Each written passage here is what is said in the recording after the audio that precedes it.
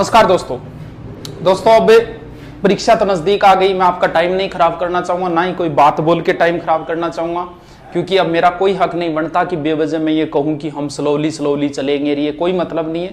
पूरी हिस्ट्री की proof reading मारता हूं मैं, पूरी इतिहास की। आप ये भी मत कहना सर समझ में नहीं आया, इसको 2, 3, 4, 5 बार देखना जाने से पहले। मैं बोलता हूं अगर 20 क्वेश्चन हिस्ट्री के आए तो इसमें से 10 से ऊपर क्वेश्चन आएंगे। पूरी आज प्रूफ रीडिंग कर रहे हैं हम, ना कि मैं आपको समझा रहा हूं, मैं तो बस आपको रीडिंग मरवा रहा हूं इतिहास की। चलो शुरू करते हैं। हिस्ट्री के अंदर सबसे पहले क्या देखना है? सबसे पहले हमारे आएंगे राजवंश। 1 मिनट दोस्तों, इधर रख देता हूं मैं इनको।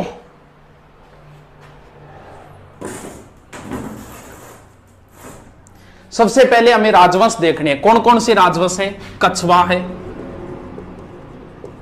चौहान, गुहिल, सिसोदिया, राठौड़, बाटी, जाट। ये महत्वपूर्ण राजवंश है, जिनमें से सबसे इंपॉर्टेंट जो है वो 4 है: कछवा, चौहान, गुहिल, सिसोदिया और राठौड़। इनसे भी कई बार प्रश्न आता है, लेकिन ज्यादा इनसे उठाता है। इसके बाद में जो टॉपिक बचे हैं, किसान आंदोलन है, एकीकरण है, सभ्यता वगैरह, उनसे प्रश्न। तो मैं सारा रीडिंग मारता हूं, प्रूफ रीडिंग मारता हूं, इसको 2-3 बार आप देखना। सबसे पहले हम उठा लेते हैं कछवा राजवंश। कछवा राजवंश के सारे शासक लिखता हूं एक साइड में, फिर देखते हैं। सबसे पहले है तेजकर्ण या दुल्हे राय, एक ही बात है। इसके बीच 2-3 शासक आते हैं, उनको बाद में देखेंगे। फिर इंपॉर्टेंट शासक आता है भारमल। भारमल का पुत्र है भगवंत दास। भगवंत दास का पुत्र है मानसिंह। पहले हम इतनों को ही देखते हैं, बोर्ड पर इतने ही आएंगे। कछवाओं का जो शासन था वो दोस्तों इस साइड में था, यहां डुडाड़ के आसपास। इधर पड़ता है नरवर। माता सीता के 2 पुत्र थे, एक का नाम लव था, एक का नाम कुश था। कुश के वंशज जो आगे चले वो कुशवा कहलाई, और कुशवा से बना हुआ शब्द है कछवा। यानी कछवा अपने आप को भगवान राम के पुत्र मानते हैं। कुश भगवान राम के पुत्र कुश के वंशज मानते हैं इन्हें। कुश यानी इन्हें कहा जाता है रघुकुल तिलक। रघुकुल तिलक। मेवाड़ के महाराणाओं को कहा जाता है हिंदवा सूरज, और इन्हें कहा जाता है रघुकुल। इनका आदर्श वाक्य है यतो धर्मस्य ते जयते। उन सिसोदियों का या मेवाड़ के महाराणाओं का आदर्श वाक्य है जो दृढ़ राखे धर्म ताहि राखे करतार। इनको रीडिंग मारते रहना, ये नहीं लिखे जाएगा, मैं इतने फास्ट बोल रहा हूं, बस इनको आप सुन लेना 2-3 बार। इसके बाद में कछवाओं में सबसे तेज शासक था तेजकर्ण। बहुत ज्यादा सुंदर था, सुंदर को बोलते दुल्हा, तो नाम हो गया दुल्हे राय। इसने क्या किया? तेजकर्ण या दुल्हे राय ने दौसा के अंदर बड़ गुजरों को हराकर 1137 में अधिकार कर लिया और अपनी प्रारंभिक राजधानी बनाई दौसा। दौसा के नजदीक एक स्थान है मांझी। मांझी को जीत के इसका नाम कर दिया रामगढ़, और यहां एक माता का मंदिर बनवाया जिसका नाम है जमवाय माता। ये कछवाहों की कुल देवी है। कछवा वंश का संस्थापक तेजकर्ण या दुल्हे राय है, यानी कछवा वंश का संस्थापक हो गया, कछवा वंश का संस्थापक हो गया तेजकर्ण। चौहान वंश का संस्थापक वासुदेव। रणथंबोर के चौहानों का गोविंद है। जालोर के चौहानों का कीर्तिपाल है। गुहिल वंश का संस्थापक है गुहिलादित्य। ध्यान रहे, चलो बाद में करें। सिसोदियों वंश का संस्थापक है राणा हमीर। राठौड़ वंश का संस्थापक है राव सिंहा। बाटी वंश का संस्थापक है बट्टी। जाट वंश का संस्थापक है चूड़ामन। बस सुनते जाओ इनको, टेंशन मत लेना किसी चीज की। कईयों में वास्तविक भी आता है, जैसे इनमें वास्तविक आएगा गुहिल वंश का वास्तविक संस्थापक बप्पा रावल। सिसोदिया राठौड़ वंश का वास्तविक संस्थापक चूड़ामन को माना जाता है, राव चूड़ा को माना जाता है। और जाट राजवंश का वास्तविक संस्थापक बदन सिंह को माना जाता है। इन तीनों में वास्तविक भी आते हैं, एक सीधा संस्थापक, एक वास्तविक। वास्तविक क्या होता है वो थोड़ा आगे देखेंगे। हाँ, अब ये जमवाय माता कछवाहों की क्या हो गई? कुल देवी। 2 चीजें होती है, एक कुल देवी होती है, एक आराध्य देवी होती है। इनकी परिभाषा वगैरह कंपटीशन में कोई नहीं पूछता, जब बच्चों को पढ़ाते हैं टाइम होता है तब इन पे अच्छी तरीके से व्याख्या करते। एक बार मैं सीधे ही बता देता हूं। इनकी आराध्य देवी है शीला माता। शीला माता आगे आएगी मानसिंह के समकालीन, मानसिंह के समय आएगी शीला माता।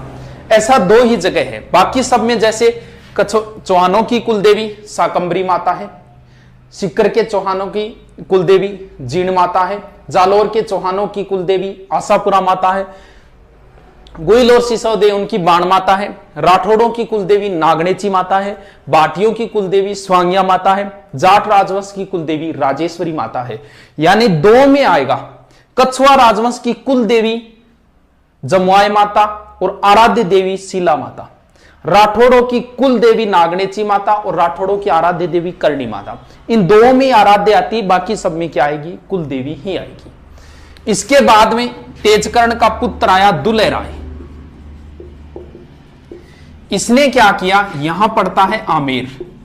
आमेर में उसने मीणाओं को हरा के आमेर पे अधिकार कर लिया। कब गुरुजी? 1207। और राजधानी किसको बना ली? आमेर को। आमेर राजधानी तब तक रहेगी जब तक जयपुर नहीं बनेगा, 1727 तक। यानी कछुआओं की प्रारंभिक राजधानी दौसा होगी, दूसरी रामगढ़ होगी, तीसरी आमेर, चौथी और फाइनल राजधानी होगी जयपुर।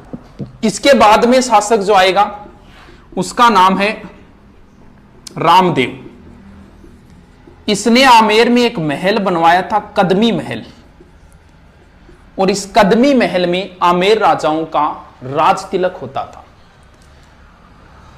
जोधपुर के राठौड़ राजाओं का जो राज तिलक होता था वो श्रृंगार चौकी नामक स्थान पर होता था।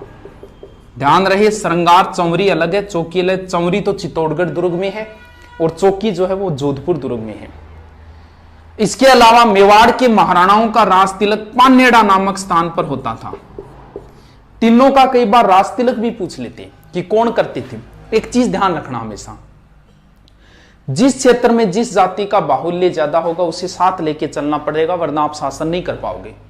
जयपुर में मीणा सर्वाधिक है तो जयपुर राजाओं के राज तिलक मीणा करते थे। मेवाड़ में भील ज्यादा है, मेवाड़ राणाओं के राज तिलक भील करते थे। और बीकानेर राजाओं के राज तिलक गोदारा जाट करते थे। तीनों का आता है, बाकी का उल्लेख नहीं आता कि भी कौन करता था। आगे देखते हैं, बस इनको 2-3 बार पढ़ना। आप पहली बार इसको देखना, अगर दूसरी बार शॉर्ट में नोट्स बनाओ तो दूसरी बार बनाना। इसके बाद में आएगा पृथ्वीराज कछुआ। पृथ्वीराज कछुआ इसने आमेर को 12 भागों में बांट दिया और आमेर 12 कोटड़ी नाम से प्रसिद्ध हुआ। और खानवा युद्ध में सांगा की सहायता के लिए पृथ्वीराज कछुआ गया था, वो हम सांगा के संदर्भ में पढ़ेंगे। इसके बाद में जो शासक है वो है भारमल। भारमल का एक ही प्रश्न है ज्यादा इंपॉर्टेंट, वही पूछा गया। आमेर का शासक भारमल है और उस समय दिल्ली का था अकबर। भारमल 1556 में मजनू खां के सहयोग से अकबर से मुलाकात हुई, कोई समाधान नहीं हुआ था।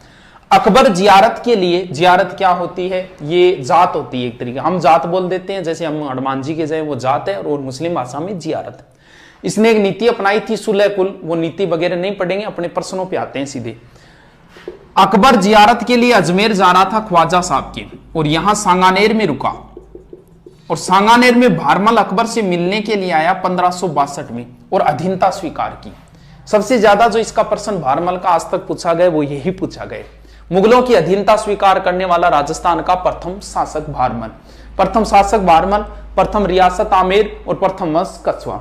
इसके बाद में जियारत के बाद में जब अकबर वापस जा रहा था तो यहां सांबर में हिंदू मुस्लिम रीति रिवाज से जोधा और अकबर का विवाह हुआ था। पीछे सेकंड ग्रेड में यह प्रश्न आया था कि जोधा और अकबर की विवाह स्थली रही है सांबर। इसके बाद में भारमल मुगल दरबार में ये अधीनता स्वीकार कर ली थी, कुछ ना कुछ गिफ्ट देंगे। इन्होंने भारमल को 5000 की मनसबदारी दी। ये राजस्थान का प्रथम मनसबदार है। प्रथम अधीनता स्वीकार करने वाला भी भारमल है, वैवाहिक संबंध करने वाला भी भारमल है और राजस्थान का प्रथम मनसबदार भी भारमल है। सर मनसबदार क्या है? ये एक प्रथा है जो मुगलों ने मंगोलों से ली थी, यानी इससे पद का पता चलता था। नीचे से नीचे मनसबदारी 10 की और ऊपर से ऊपर होती थी 10,000 की। 5000 से ऊपर की मनसबदारी सिर्फ शहजादों को मिलती थी, जबकि जहांगीर सलीम को मनसबदारी 12,000 की थी। यह राजस्थान का पहला मनसबदार है भारमल 5000, और भगवंत दास को भी मनसबदारी मिली थी 5000 की। मान सिंह को सर्वाधिक मिली थी 7,000 की पहली बार। अकबर के दरबार में दो ही व्यक्तियों को 7,000 की मनसबदारी थी, एक मान सिंह को, एक मिर्जा अजीज कोका को। इसके बाद बारमल में एक कस्बा भी बसाया था दौसा के अंदर, लवाण कस्बा, और एक मस्जिद भी बनवाई थी जयपुर में, आमेर में जामा मस्जिद। जयपुर तो अभी बना नहीं है, ठीक है। भगवान दास की विशेष बात नहीं, एग्जाम में कभी नहीं पूछी गई है। महाराणा प्रताप को समझाने के लिए तीसरे अभियान के रूप में गए थे और चित्तौड़गढ़ के तीसरे साके के समय अकबर के साथ थे भगवान दास जी। इसके बाद में भगवान दास जी की पुत्री थी जिनका नाम था मानबाई, इनका विवाह सलीम से हुआ जिनसे खुसरो का जन्म हुआ। इसके बाद में जो इंपॉर्टेंट शासक आता है वो है मान सिंह।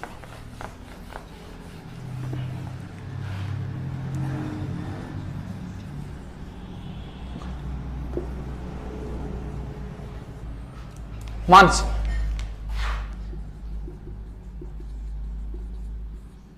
ऊपर कौन है? अकबर। देखो, मान सिंह जब बच्चा था तभी चला गया था अकबर के दरबार में, लगभग 11-12 वर्ष की उम्र में।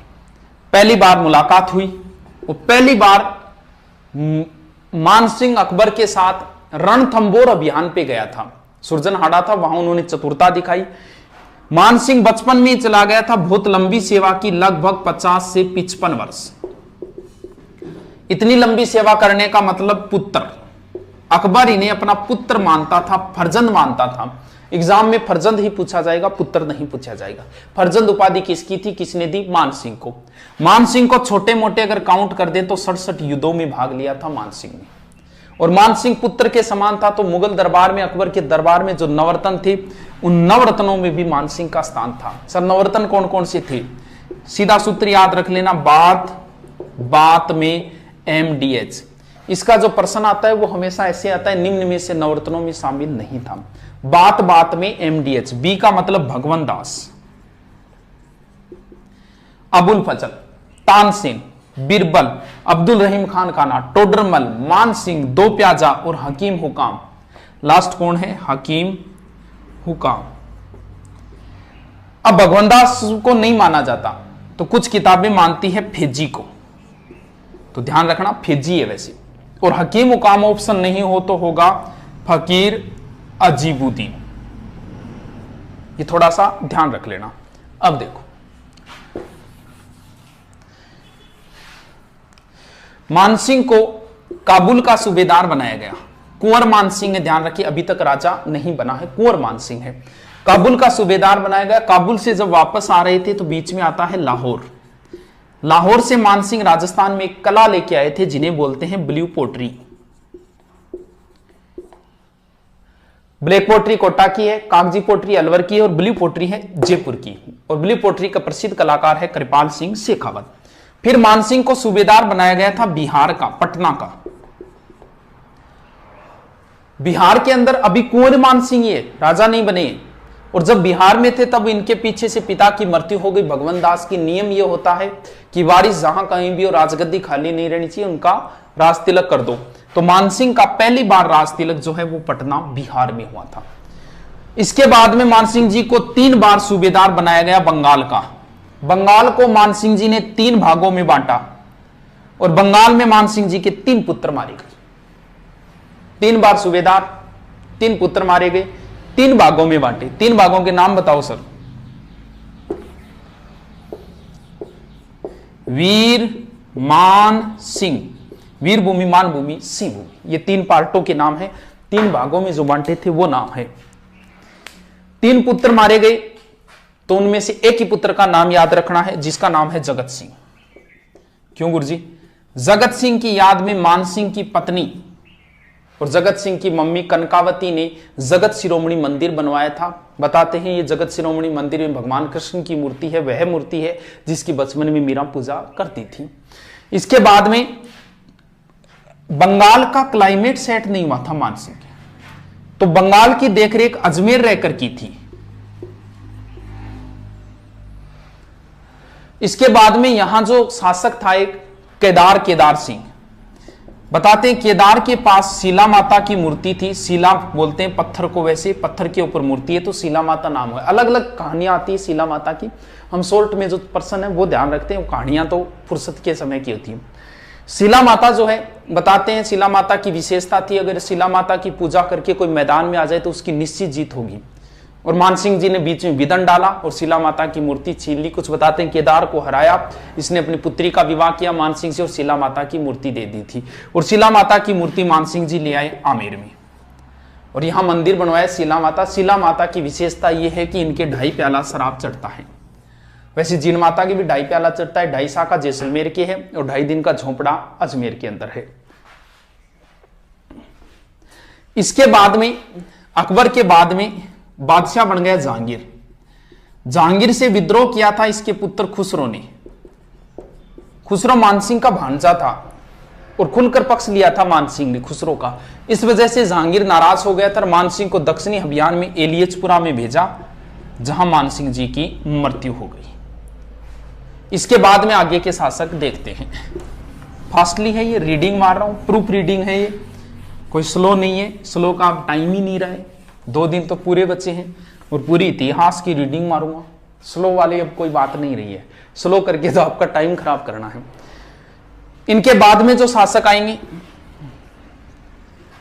मिर्जा राजा जयसिंह, सवाई जयसिंह, ईश्वर सिंह और माधो सिंह, ये शासक आएंगे। देखो इन दोनों को साथ में कंपैरिजन में देख लेते हैं, मिर्जा राजा जयसिंह की क्या बात है और सवाई जयसिंह की क्या बात है, आराम से याद हो जाएगा। देखो हमेशा ध्यान रहे, इन दोनों का जब भी प्रश्न आएगा दोनों ऑप्शन देगा। जैसे वो आपसे पूछेगा बिहारी किसके दरबार में था तो दोनों ऑप्शन देगा। अगर वो आपसे पूछा पुरंदर संधि किस किस के बीच, दोनों ऑप्शन देगा। वो हुरडा सम्मेलन की अध्यक्षता किसने की, दोनों ऑप्शन देगा आपको। देखो ऐसे याद करेंगे, एम पहले आता है, मिर्जा राजा पहले हुआ है, एस बाद में आता है, सवाई जयसिंह बाद में हुआ है। मिर्जा राजा जयसिंह, इसमें 3 शब्द है। इसने 3 मुगल बादशाहों की सेवा की, जहांगीर, शाहजहां और औरंगजेब। सहसे सवाई सहसे साथ, इसने 7 मुगल बादशाहों की सेवा की। अब जो प्रश्न ध्यान करना है वो देखो, सवाई जयसिंह का शासनकाल है 1621 से 67, यानी 46 साल शासन किया। 3 प्रश्न बनते हैं। मुगलों की सबसे लंबी सेवा करने वाला शासक तो है मानसिंह, 50 से 55 वर्ष, क्योंकि मानसिंह ने मुगलों की लंबी सेवा की, लेकिन राजा ज्यादा समय तक नहीं रहा। राजा रहा था 1589 से 1614, यानी कितने हो गए, लगभग 25 साल। यहां देखो 46 वर्ष। सबसे लंबा शासन करने वाला कछुआ राजा मिर्जा राजा जयसिंह, और सर्वाधिक बादशाहों की सेवा करने संख्या, मानसिंह ने 2 ही मुगल बादशाहों की सेवा की थी, अकबर और जहांगीर की। इधर देखो 7 ऐसे हो गए क्योंकि औरंगजेब के बाद में मुगल साम्राज्य का पतन हो गया था। कोई 1 साल रुका, कोई 2 साल रुका। अब देखो इनका,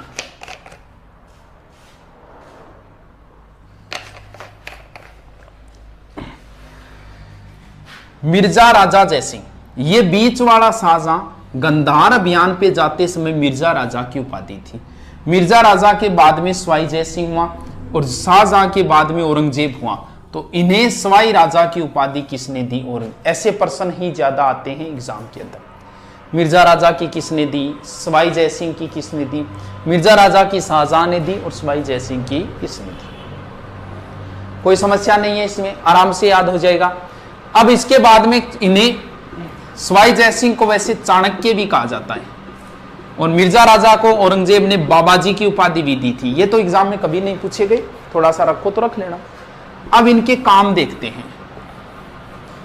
इनके 2 ही बातें हैं इंपॉर्टेंट, एक तो बिहारी जो सबसे ज्यादा बार पूछा जाता है और दूसरी है पुरंदर की संधि।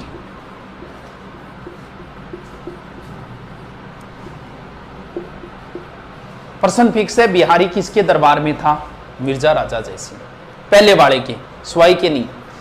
बिहारी ने बिहारी सतसई लिखी थी। बिहारी के 1-1 दोहे पर मिर्जा राजा इन्हें 1-1 स्वर्ण मुद्राएं दिया करता था और इन्हें काली पहाड़ी की जागीर भी दी थी। बस एग्जाम की दृष्टि से इतना ही है, बिहारी किसके दरबार में था। पुरंदर की संधि 22 जून या 16 जून दोनों ही सही है, 1665, वेरी इंपॉर्टेंट संधि। शिवाजी को 44,000 सेना लेके गया था, औरंगजेब ने भेजा था मिर्जा राजा जयसिंह को 44,000 सेना देके, और शिवाजी को पुरंदर के किले में घेर लिया। इसके बाद में संधि हुई। संधि के तहत 35 में से 23 दुर्ग औरंगजेब को दिए थे, यह प्रश्न पूछा जा चुका है। और मिर्जा राजा के कहने पर ही शिवाजी औरंगजेब से आगरा के किले में मिलने गए थे, जिन्हें औरंगजेब ने कैद कर लिया था। 1666 की बात है। शिवाजी अपने स्थान पे हिरोजी फरजंद हमशक्ल था, उनको सुलाकर वहां से फरार हो गए थे। तो ये संधि बहुत इंपॉर्टेंट संधि है। पुरंदर की संधि 22 जून 1600 पीछे पुलिस में आई थी, 1665 है, और 35 में से 23 दुर्ग दिए। सवाई जयसिंह की कई डेटें इंपॉर्टेंट है, 1708, 1727, 1734, 1740। 40 तो छोड़ो, ये 3 इंपॉर्टेंट है, कई बार पूछी गई है। 1708 में क्या है? 1708 में एक समझौता है देबारी। देबारी पड़ता है उदयपुर में। छोटी सी बात है, जल्दी से बता देता हूं। समझौता आपको नहीं पूछे, ज्यादा ज्यादा है, डेट ही है। यहां का शासक जयसिंह, मारवाड़ का था अजीत सिंह, और मेवाड़ का था अमर सिंह सेकंड। इनके बीच में हुआ था ये संधि। ये तीनों इनके पास गए थे अपनी भूमि वापस लेने के लिए। आजम और मुअज्जम के बीच में जो वो किस्सा था। अमर सिंह ने कहा कि मेरी पुत्री है चंद्रकमरी, उससे विवाह करना पड़ेगा सवाई जयसिंह तुझे, और इनके जो संतान होगी वो संतान हुई थी माधो सिंह, वो आमेर का राजा बनेगा।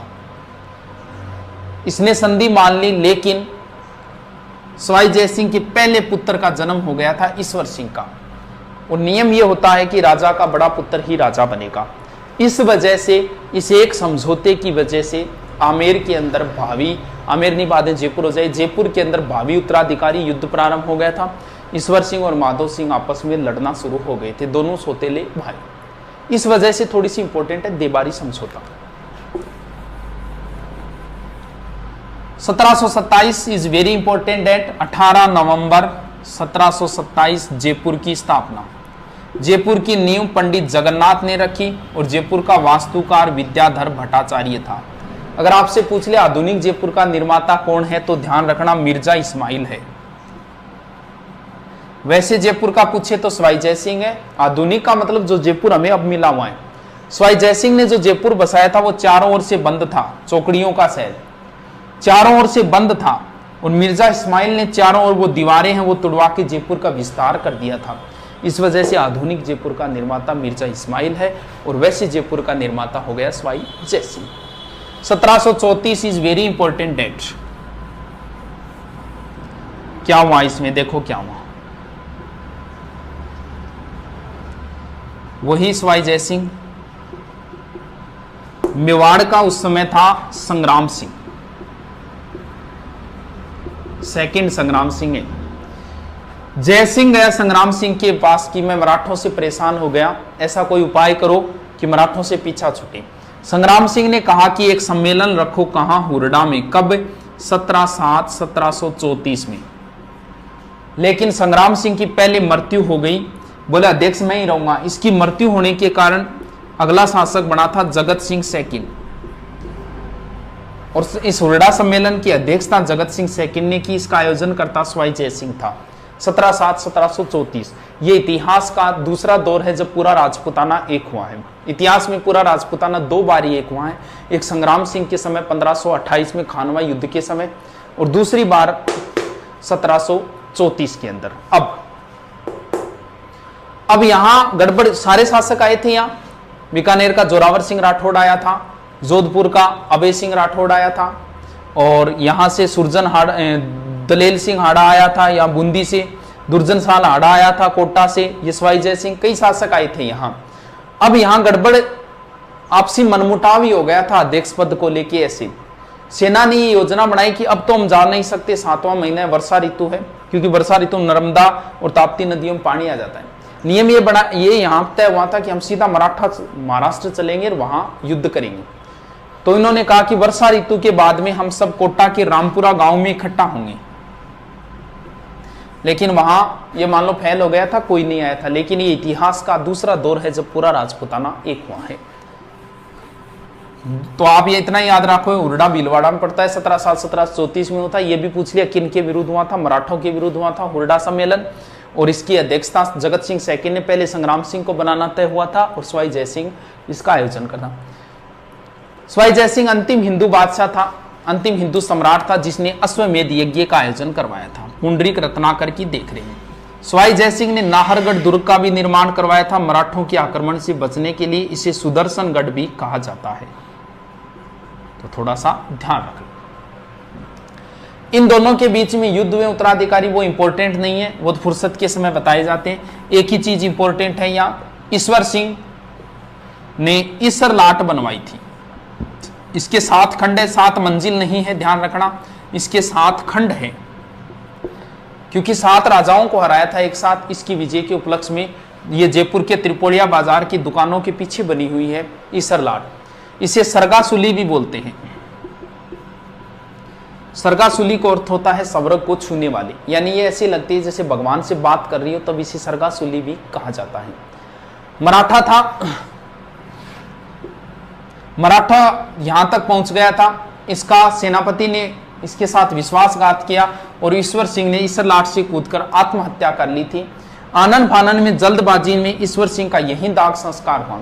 दाग संस्कार की एक सेपरेट जगह होती है प्रत्येक की। जयपुर के सभी राजाओं का दाग संस्कार गेटोर में होता था।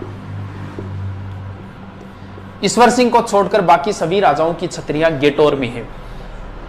कछवाओं की गेटोर में हो गई। मेवाड़ के महाराणाओं का दाग संस्कार आहड़ में होता था, जिसे महासतियों का टिल्ला बोलते हैं। राठौड़, जोधपुर के राठौड़ों का कागा की छतरियां हैं, बीकानेर वालों की देवकुंड की छतरियां हैं, और जैसलमेर के राजाओं की छतरियां हैं बड़ा बाग जैसलमेर के। इसके बाद में बाकी का तो उल्लेख नहीं आता। कोटा की है सारबाग की छतरियां, ये लिख लेना, मैं जल्दी जल्दी बोल रहा हूं। यानी हमने कितने पढ़ लिए, अब 2-3 एक और बचे हैं। कौन कौन से बचे हैं, आज तक पूछिए। सवाई जी ईश्वर सिंह, माधो सिंह, इसके बाद में है प्रताप सिंह, जगत सिंह, राम सिंह, माधो सिंह, ये माधो सिंह सेकंड है, और लास्ट है मान सिंह। मान सिंह सेकंड है। Pratap Singh is very important. Pratap Singh की एक उपाधि है ब्रजनिधि, ध्यान रहे। ब्रजराज, ब्रज का राजा, ब्रज के राजा थे जाट। ये जाट शासक बदन सिंह की उपाधि है ब्रजराज, जबकि ब्रजनिधि उपाधि प्रताप सिंह जी की है। इनके समय तमाशा लोकनाट्य भी प्रारंभ हुआ था। इनकी सबसे अच्छी कृति वो ये है, ये क्या है सर, ये हवा महल है, 5 मंजिला है। नाम याद करो तो कर लेना, शरद रतन विचित्र हवा प्रकाश, शरद रतन विचित्र और प्रकाश और हवा, लास्ट है हवा मची। 953 खिड़कियां, 152 झरोके इसके अंदर। इसका शिल्पी था लालचंद। हवा महल की नींव नहीं है, गागरोन दुर्ग के भी नींव नहीं है, इसके भी नींव नहीं है। जैसलमेर दुर्ग में चुनने का प्रयोग नहीं हुआ है, और चोमू का दुर्ग भूमिगत दुर्ग है। ये थोड़े से अटपटे से, थोड़ा ध्यान रख लेना। इनको 22 संख्या बहुत पसंद थी। 22 ही विद्वान थे, 22 ही कवि थे इनके दरबार में, जिन्हें बोलते हैं गंधर्व 22। ये थोड़ा ध्यान रखना। गंधर्व जैसे नवरत्न थे ना, वैसे गंधर्व 22 प्रताप सिंह के दरबार में थे, और इनके संगीत गुरु चांद खां थे। जगत सिंह को जयपुर का बदनाम राजा कहा जाता है। रसकपुर की वेश्या के कारण बताते हैं, ऐसा कोई किस्सा आता है इनका, फुर्सत में बताने वाले किस्से हैं। तो जगत सिंह को बदनाम राजा भी कहा जाता है जयपुर का। और जगत सिंह के समय एक छोटा सा युद्ध हुआ था, गिंगोली का युद्ध, 1807। गिंगोली पड़ता है पर्वतसर नागौर के अंदर। लंबी कहानी है, थोड़ा सा बस इतना ही याद रख लेना। मारवाड़ के मानसिंह और जगत सिंह के मध्य हुआ था। राम सिंह बहुत इंपॉर्टेंट है। Ram Singh second, school, college, घर, बांध, बाग, हॉल, सिनेमा हॉल और कलर, ये सब राम सिंह के। 2-3 बार बोलोगे ना, स्कूल, कॉलेज, घर, बांध, बाग, hall, home, cinema hall, colour, सब राम सिंह ने करवाए थे। स्कूल कौन सी स्कूल? मेयो कॉलेज, नाम कॉलेज है, स्कूल ही है वो। स्कूल ऑफ आर्ट्स की स्थापना राम सिंह के समय हुई। महाराजा कॉलेज राम सिंह। चिड़ियाघर जयपुर में पहला खुला था, राजस्थान का, राम सिंह। बांध अपने ही नाम पर है, रामगढ़ बांध। बाग अपने ही नाम पर है, रामबाग और Ramniwas Bagh. Hall Albert hall का निर्माण करवाया। सिनेमा और राजस्थान का पहला या भारत का, उत्तरी भारत का पहला फारसी थिएटर इन्हीं के समय खुला था। और कलर का मतलब जयपुर को उन्होंने गेरुआ या गुलाबी रंग में रंगवाया था। ठीक है, अगला कौन सा है? माधो सिंह। सेकंड, 2 और 9, इन्होंने नाहरगढ़ में अपनी पासवान रानियों के लिए 9 महल बनवाए थे माधो सिंह ने। और क्या है, ये इंग्लैंड जा रहे थे एडवर्ड सप्तम के राज्यारोहण में। उस समय एक हमारी रिवाज होती थी कि कोई अगर विदेश का पानी पी ले तो उसका धर्म भ्रष्ट हो जाएगा। तब बताते हैं ये विदेश गए थे, वहां चांदी के 2 पात्र बनवाए, एक ओलंपिया नामक जहाज बुक करवाया था, उसे गंगाजल से धोया, इसमें गंगाजल भरकर ले गए थे। और यानी ये जो चांदी के पात्र है जो वर्तमान में सिटी पैलेस है और गिनीज बुक में रिकॉर्डेड है। लास्ट शासक मानसिंह जो आजादी के समय थे, इनकी ये पोलो के खिलाड़ी थे और इनकी मृत्यु भी पोलो खेलते समय। इनकी पत्नी थी गायत्री देवी। पीछे पुलिस में प्रश्न आया था कि भारत की अंतिम राजमाता, तो वैसे अगर बात करें तो इनको किताबें लिख देती है भारत की अंतिम राजमाता, लेकिन अभी पिछले महीने अभी हुई थी मृत्यु। जोधपुर का अंतिम शासक था हनुमंत सिंह, उनकी पत्नी अभी कृष्णा कुमारी का निधन हुआ था। तो एक हिसाब से तो भारत की अंतिम राजमाता ये हो गई, क्योंकि हनुमंत सिंह जी पत्नी थी, जो लास्ट राजा थे हनुमंत सिंह। बाकी किताबें इसको लिखती है, किस हिसाब से पता नहीं। तो गायत्री देवी राजस्थान की प्रथम महिला है जो लोकसभा में गई थी। ये हीरोइन भी थी और कुछ बिहार की राजकुमारी भी थी गायत्री देवी। ठीक है, ये लो, जयपुर की हिस्ट्री इज कंप्लीट। दोबारा रीडिंग मारते हैं 5 मिनट। कौन कौन से शासक लिखे मैंने? सबसे पहले लिखा तेजकर्ण, इंपॉर्टेंट। तेजकर्ण के बाद में लिखा था कोकिल देव, भारमल, भगवंत दास, मान सिंह, मिर्जा राजा जय सिंह, सवाई जय सिंह, ईश्वर सिंह, माधो सिंह, छोड़ो। इसके बाद में जगत सिंह, प्रताप सिंह, पहले लिख दिया कोई बात नहीं। फिर राम सिंह, प्रताप सिंह पहले, फिर माधो सिंह और फिर मान सिंह। ये लो, तेजकर्ण संस्थापक है। कोकिल देव ने आमेर को राजधानी बनाई। प्रथम वैवाहिक अधीनता और मनसबदारी भारमल, भगवंत दास चित्तौड़ के तीसरे अभियान और महाराणा प्रताप को तीसरे अभियान ने समझाने के रूप में। मान सिंह जी की कई बातें बता दी। मिर्जा राजा जय सिंह बिहारी और पुरंदर, सवाई जय सिंह 1708, 1727, 1734, जगत सिंह जयपुर बदनाम हो गए, राम सिंह स्कूल कॉलेज घर बांध बाग होम होम सिनेमा हॉल, और Madho Singh Jaipur history is complete. वैसे कंप्लीट नहीं होती, 7 घंटे लगते हैं। अभी कितने लगे? ये तो फास्टली रीडिंग बनवा रहे हैं आपको, काम आ जाए, क्या पता कहाँ कोई ब्रह्मास्त्र लग जाए। लगभग आपको प्रश्न इन्हीं से मिल जाएंगे। अब कौन सा उठाएं? चौहान तो वैसे डाले हुए हैं तो मैं एक बार नहीं उठाता हूं इनको। फिर राठौड़ उठा लेते हैं। राठौड़ों की 3 शाखाएं थी। उत्पत्ति कैसे हुई क्या हुई वो हम नहीं देखेंगे यहां। राठौड़ों की 3 शाखाएं थी। एक बीकानेर के राठौड़ थे, एक किशनगढ़ के थे और एक मैन जो थे वो जोधपुर के थे। सबसे पहले राव सिंहा,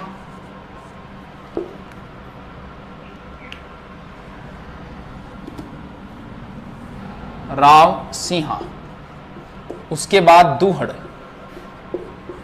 फिर चूड़ा, चूड़ा का पुत्र है रणमल,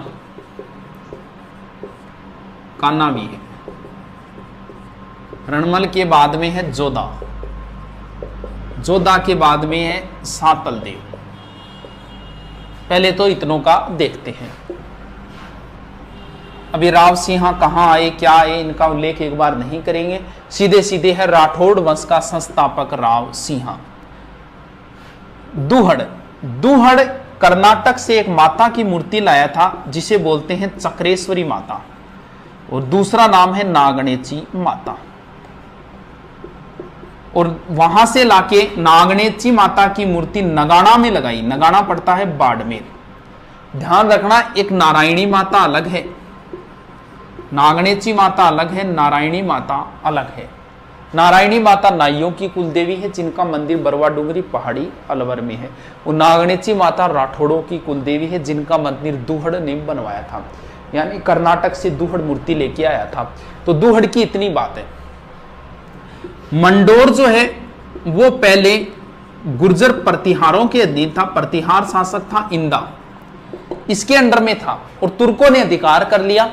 चूड़ा ने सहायता की, कैसे की क्या की वो लंबी कहानी है, लेकिन सीधा बता देता हूं। चूड़ा ने सहायता की प्रतिहार शासक इंद्रजीत की, और प्रतिहार शासक खुश होकर अपनी पुत्री का विवाह चूड़ा से किया, और मंडोर इन्हें दहेज में दे दिया, और राठौड़ों की प्रारंभिक राजधानी हो गई मंडोर। यानी राठौड़ों की प्रारंभिक राजधानी क्या थी? मंडोर थी। इसके बाद में रणमल, इनकी स्टोरी मेवाड़ में आती है। मेवाड़ में कुंभा ने भारमली के सहयोग से मरवा दिया था रणमल को। इसके बाद में जोधा है। अब देखो, राठौड़ वंश का संस्थापक राव सिंहा, राठौड़ वंश का वास्तविक संस्थापक चूड़ा, यानी राव चूड़ा। अब एक चीज और देखो, सामंत प्रथा मतलब नौकर चाकर रखना, यानी मारवाड़ में सामंत प्रथा की शुरुआत किसने की? चूड़ा ने, जबकि सामंत प्रथा का वास्तविक संस्थापक माना जाता है जोधा को, जबकि इतिहासकार ये कहते हैं जोधा ही मारवाड़ का पहला प्रतापी शासक है। तो इसके बाद में जोधा ने क्या किया? कुंभा के समकालीन है, आवड़ा बावड़ा की संधि हुई, वो कुंभा के समय देखेंगे। अब जोधा ने सोचा कि भी मंडोर तो सुरक्षित ने कोई बढ़िया दुर्ग बनाई, तो एक बाबा रहता था चिड़ियानाथ। जोधा यहां आया और बाबा जी से कहा कि आप ये स्थान छोड़ दो, कोई दूसरी जगह मैं आपको दे दूंगा और यहां मैं दुर्ग बनाऊंगा, लेकिन बाबा ने मना कर दिया। अब जिदबाद के अंदर बाबा बोला ठीक है तू दुर्ग तो बना ले, कोई बात नहीं, लेकिन जैसे ही नींव रखेगा यहां का पानी सूख जाएगा। तब जोधा की टेंशन शुरू हो गई। तब किसी ने राय दी कि आप इस दुर्ग की नींव करणी माता से रखवाओ। तो करणी माता का नाम उस समय बचपन का नाम रिधिबाई था। तो बाद में दुर्ग बना 1459, और करणी माता ने इस दुर्ग की नींव रखी थी। और यहाँ राजाराम भामी को, क्योंकि पहले एक परंपरा मानी जाती थी राजपूतों में कि अगर किसी जिंदा आदमी को अगर गाड़ दिया जाए तो उस वंश का राज उस पर हमेशा रहेगा। ऐसे नहीं है, जिंदा आदमी वो तैयार होना चाहिए। तब राजाराम भामी तैयार हुआ था, उसके परिवार को विशेष सुविधा दी गई, जमीनें दी गई। जोधपुर दुर्ग में सिर्फ और सिर्फ राजाराम भामी के परिवार की एंट्री थी, बाकी कोई एंट्री नहीं कर सकता था। तो ये इसी दुर्ग में पीछे वाली साइड में 2 मंदिर बने हुए हैं, एक चामुंडा माता का मंदिर है, एक नागणेची माता का मंदिर है। और चामुंडा माता मंदिर में भगदड़ भी मची थी 2008 में, जिसकी जांच के लिए जसराज चोपड़ा आयोग बनाया गया था। इसके बाद में जो शासक है सातल देव, सातल देव की एक ही बात है, इनके समय अजमेर का था मल्लू खां, उसका सूबेदार था गुड़ला। यह गुड़ला पिंपाड़ से 140 कन्याओं को उठा के ले गया था। सातल देव इन्हें वापस छुड़वा के लाया था, और उसी दिन से एक नया नृत्य शुरू हो गया था, गुड़ला नृत्य। चेतकर्षण अष्टमी को प्रारंभ होता है ये गुड़ला नृत्य। गुड़ला नृत्य गुड़ला की पुत्री गिंदोली ने प्रारंभ किया था। तो सातल देव की और कोई बात नहीं है। आगे शासक है, मिटा देता हूं।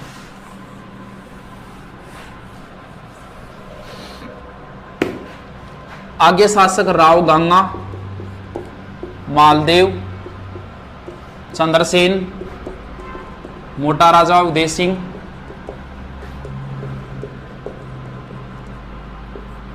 सूर सिंह, गज सिंह, जसवंत सिंह, अजीत सिंह।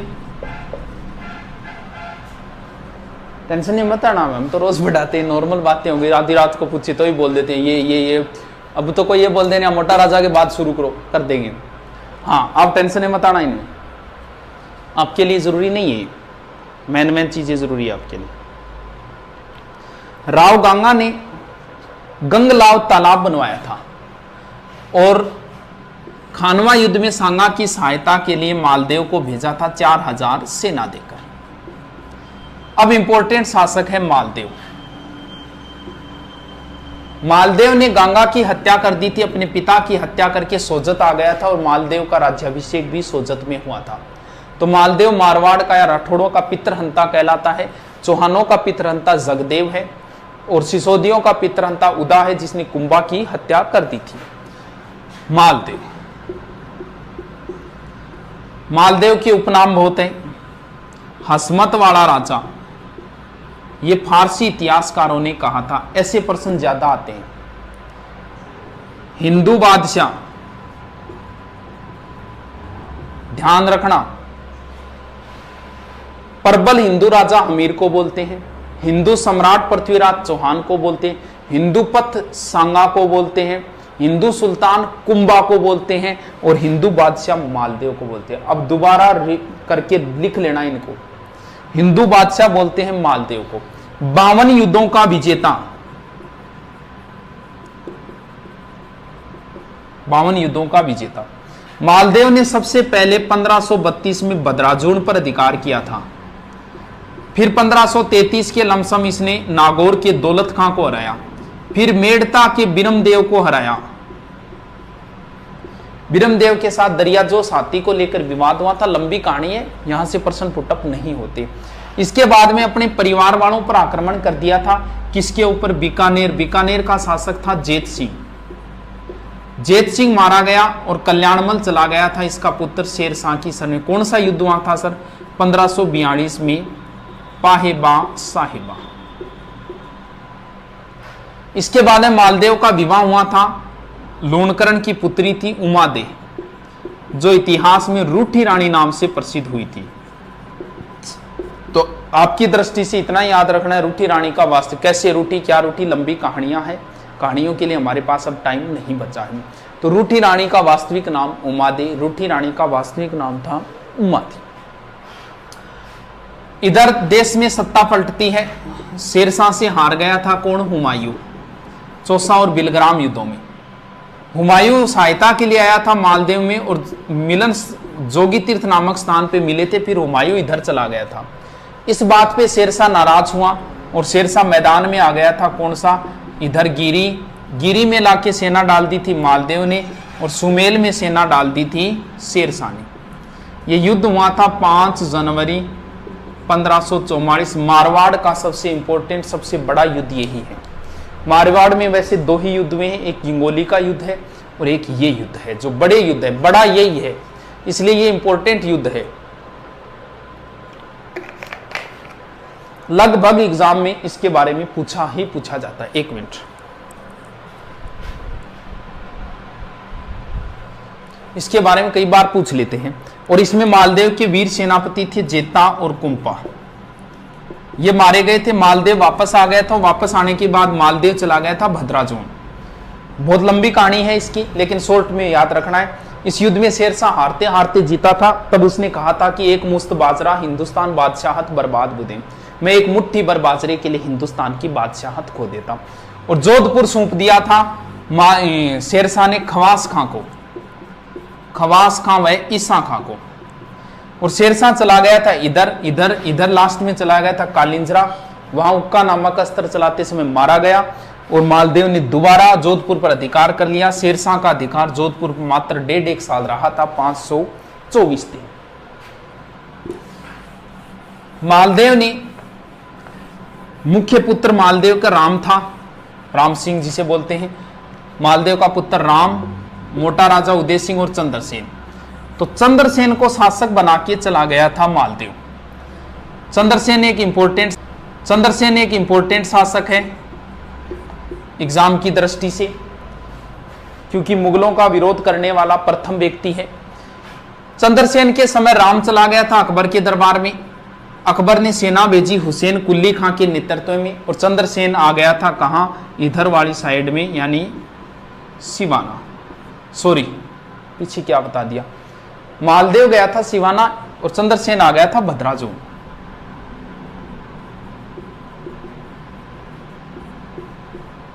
मालदेव गया था सिवाना, मारवाड़ राजाओं की संकटकालीन संस्थि। तो चंद्रसेन आ गया था बदराजुल। अब अकबर आया था जियारत के लिए और उसके बाद में अकबर ने एक दरबार लगाया था, नागौर दरबार, नवंबर 1570। इंपॉर्टेंट है, बहुत बार आया है नागौर दरबार कब लगा था। अब इस दरबार में बीकानेर से कल्याणमल आया था, जेत सिंह का पुत्र। जैसलमेर से हर्राय भाटी आया था और वो इधर से सुरजनहाड़ा आया था, कोटा से, बूंदी से सुरजनहाड़ा। और मारवाड़ से राम उदय सिंह और फिर चला गया था चंद्रसेन। ये ध्यान रखना कौन कौन आए थे, आजकल ऐसे प्रश्न ज्यादा आते हैं। बीकानेर से कल्याणमल, जैसलमेर से हर्राय भाटी और मारवाड़ से ये। चंद्रसेन के साथ अच्छा व्यवहार नहीं हुआ, चंद्रसेन यहां से भागकर वापस चले गए थे भद्राचों। बीकानेर का था राय सिंह। 1572 से 74 तक अकबर ने जोधपुर का प्रशासन राय सिंह को सौंपा था। अब चंद्रसेन के उपनाम है पहला, क्योंकि नागौर दरबार 1570 है, महाराणा प्रताप का राज्याभिषेक 72 में हुआ, तो इससे पहले ही चंद्रसेन ने विरोध कर दिया था, इसलिए इन्हें प्रताप का अग्रगामी कहा जाता है। रेऊ नामक इतिहासकार ने कहा है कि ये मारवाड़ के प्रताप हैं। उसने तुलना की है प्रताप की चंद्रसेन की। तुलना यह की है कि प्रताप को भी भाइयों का विरोध सहना पड़ा था और इधर चंद्रसेन को भी भाइयों से लड़ाई करनी पड़ी थी। महाराणा प्रताप के भी जंगलों में भटके थे, खाने पीने की व्यवस्था नहीं हुई थी, वैसी ही हालत बताते हैं चंद्रसेन की हुई थी। चंद्रसेन को जैसलमेर पोखरण दुर्ग हर्राय बाटी को 12,500 रुपये में किराए दिया था, 1 लाख फदिया के, और अपने गहने वगैरह भी चंद्रसेन को बेचने पड़े थे। इसके बाद में चंद्रसेन सिवाना आई, फिर यहां एक स्थान है संचियाप।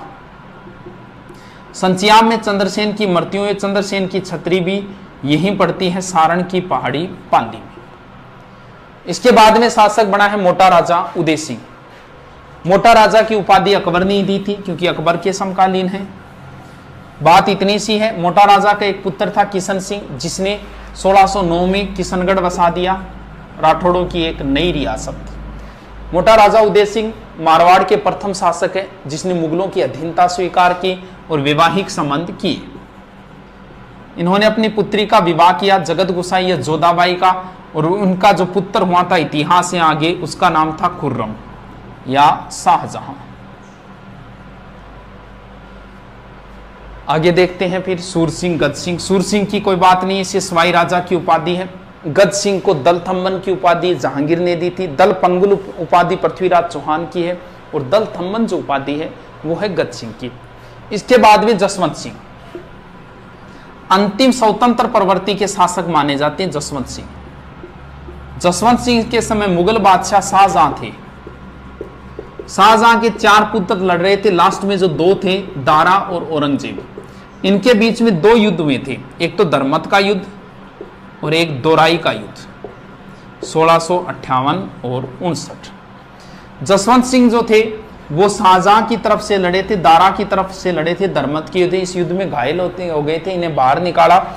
जब जोधपुर वापस आए तो बताते हैं इनकी पत्नी थी हाड़ी रानी कर्मी, उसने दुर्ग के दरवाजे नहीं खोले थे। इतिहासकार इस बात का खंडन करते हैं लेकिन हम मान लेते हैं इस बात को, ठीक है। जसवंत सिंह के मृत्यु होने पर औरंगजेब ने कहा था कि आज कुफ्र का दरवाजा टूट गया। कुफ्र बोलते हैं धर्म विरोधी, कोई कुफ्र काम नहीं करना चाहिए, यानी धर्म के विरोध काम नहीं को। आज कुफ्र का दरवाजा, कुफ्र से संबंधित 2 डायलॉग है। एक डायलॉग तो रणथंबोर दुर्ग अलाउद्दीन की विजय के बाद में अमीर खुसरो ने कहा था कि आज कुफ्र का गढ़ इस्लाम का घर हो गया, और एक ये है जसवंत सिंह की मृत्यु पर औरंगजेब ने कहा आज कुफ्र का दरवाजा टूट गया। जसवंत सिंह के दरबार में 2 व्यक्ति थे, मुहनोत नैन सिंह, बहुत इंपॉर्टेंट है, और एक थे दुर्गादास राठौड़। दुर्गादास राठौड़। मुहनोत नैन सिंह ने नैनसीरी खयात लिखी और मारवाड़ रे परगनारी विगत लिखी।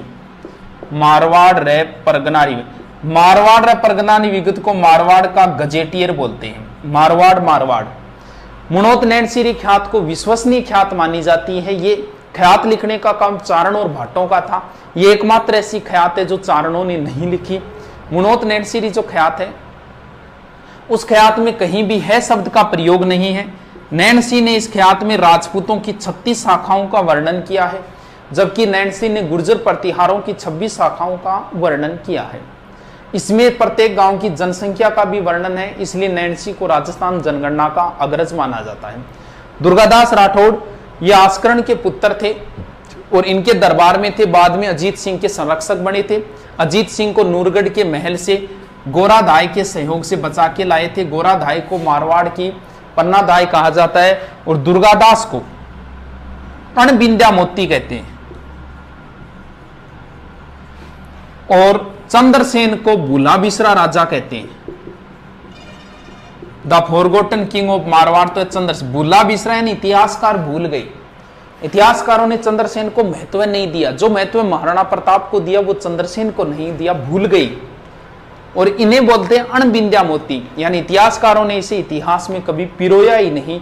दुर्गादास को मारवाड़ का उद्धारक कहा जाता है, मेवाड़ का उद्धारक भामाशाह को कहा जाता है और राणा हमीर को भी कहा जाता है। ठीक है दोस्तों, आगे देख लेते हैं, थोड़ा सा बचा है।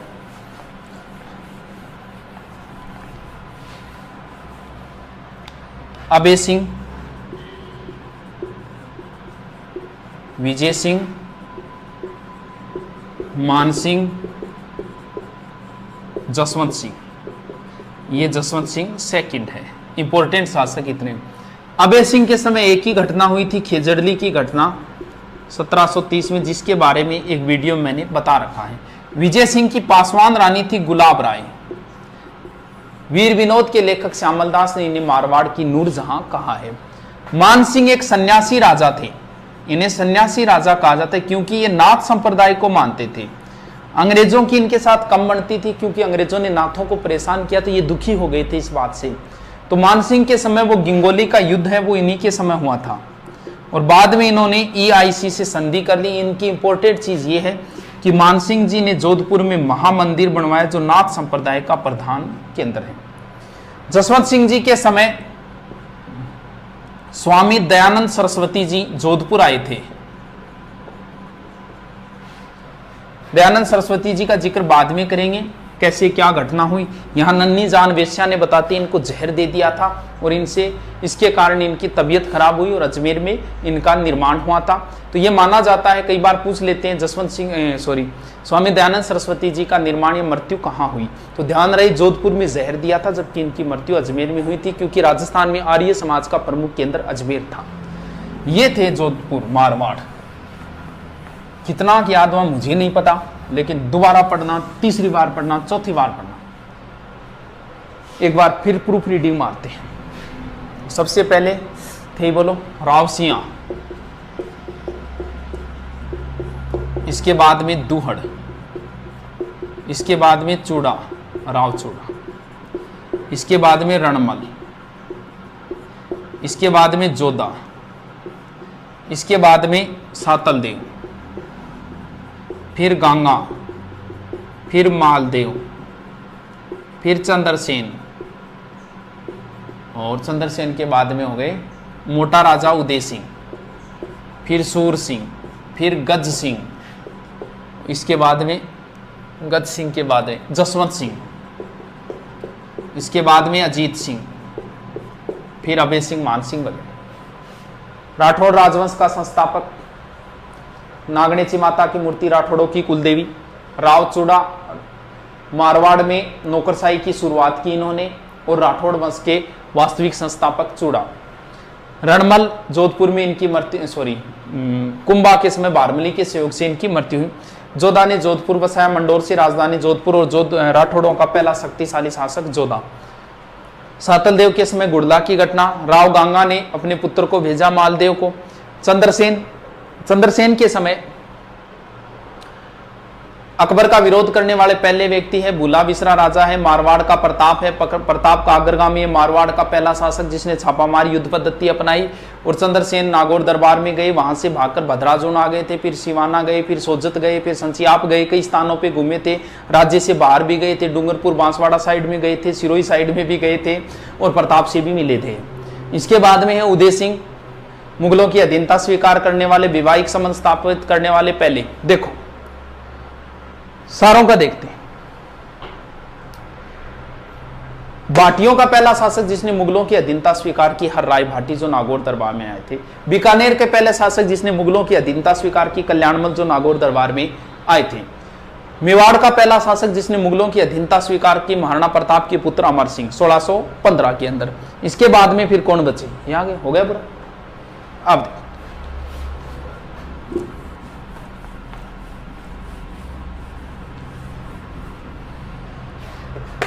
बाटी, चलो बाटी नहीं, बीकानेर वाले बता देता हूं, थोड़े से नाम है बीकानेर वालों के। बीका, बीका के बाद लूणकरण, लूणकरण के बाद में जेत सिंह, जेत सिंह के बाद में कल्याणमल, कल्याणमल के बाद में राय सिंह, राय सिंह के बाद में है करण सिंह, करण सिंह के बाद में है अनूप सिंह, और अनूप सिंह के बाद में है सूरत सिंह, फिर है सरदार सिंह, फिर है गंगा सिंह। जोधा के पुत्र थे, किसी कारणवश वो स्टोरी लंबी है। ये आ गए थे कोडमदेसर 1465 में और अपनी प्रारंभिक राजधानी कोडमदेसर को बनाया। फिर करणी माता के आशीर्वाद से आखा तीज के दिन 1488 में बीकानेर की स्थापना की, राती घाटी नामक स्थान के ऊपर। और कोडमदेसर में इन्होंने भैरू का मंदिर बनाया था। लूणकरण सर झील बनवाई थी इन्होंने। जेतसी वही है जिस पर मालदेव ने आक्रमण किया था और इनके पुत्र ये वहीं मारे गए थे, जेतसी और जेतसी। अब दो चीजें ध्यान रखनी है अपनों को, देखो इन्होंने ही भेजा था खानवा युद्ध में सांगा की सहायता के लिए। राव जेतसी ने चंद बिट्टू सुजा ने लिखा था, वो अलग चीज है। चलो दो चीजें हैं, एक तो है कलयुग का कर्ण और एक है राजपुताने का कर्ण। एक कलयुग का कर्ण है, एक राजपुताने का कर्ण है। देखो कैसे याद रखो, इनमें से एक तो है लूणकरण और एक है राय सिंह। कर्ण कर्ण ये तो ठीक है, लेकिन दोनों में कर्ण आ रहा है। देखो राय सिंह, रा से राजपुताना, राय सिंह राजपुताने के कर्ण है, मुंशी देवी प्रसाद ने कहा। और कलयुग का कर्ण बिट्टू सुजारी पुस्तक जो है ना, उसमें राव जेतसी रे छंद में कलयुग का कर्ण लूणकरण है। वैसे पकड़ लेना बस, राय सिंह राजपुताने का, रा से रा, और ये हो गए कर्ण कर्ण, कलयुग का कर्ण। कल्याणमल नागौर दरबार में गए थे कल्याणमल। राय सिंह, कल्याणमल के दो पुत्र थे, एक पृथ्वीराज राठौड़ थे जिन्होंने वेली किशन रुक्मणी लिखा था डिंगल भाषा में, उनका विवरण स्पेशल पढ़ेंगे, गागरोन दुर्ग में लिखा था इन्होंने। राय सिंह, राय सिंह जी जो थे इन्होंने जूनागढ़ दुर्ग बनवाया। कब सर 1589 से 94 के बीच में करमचंद की देखरेख में, या राय प्रशस्ति भी लिखवाई थी इन्होंने। इन्हें मुगल साम्राज्य का स्तंभ कहा जाता है और मानसिंह के बाद में सबसे ज्यादा विश्वास पात्र जो थे वो यही थे। इन्हें ही जोधपुर दुर्ग सौंपा था 1572 से 74 के बीच में। करण सिंह, करण सिंह की अगर बात करें तो इन्हें जांगलदर बादशाह बोलते हैं और इनके समय मतीरे की राड़ हुई थी अमर सिंह राठौड़ के साथ। अनूप सिंह के समय बीकानेर चित्रकला का स्वर्णकाल था। सूरत सिंह ने बटनेर दुर्ग जीतकर उसका नाम हनुमानगढ़ किया था। सरदार सिंह 1857 की क्रांति में राज्य से बाहर अंग्रेजों की सहायता के लिए गए थे। और गंगा सिंह, गंगा सिंह जी की कई बातें हैं। गंग नहर लाए थे, राजस्थान का भागीरथ बोलते हैं। तीनों गोलमेजों में जाने वाले आदमी यही थे। हमारे यहाँ छप्पनिया काल इन्हीं के समय पड़ा था। वर्साई की संधि में एकमात्र व्यक्ति जिनके हस्ताक्षर है महाराजा गंगा सिंह। अब थोड़ा सा और देखेंगे, लेकिन एक बार ये देखते हैं, इसके बाद और देख। चलो अब छोटा सा एक राजवंश है भाटी राजवंश।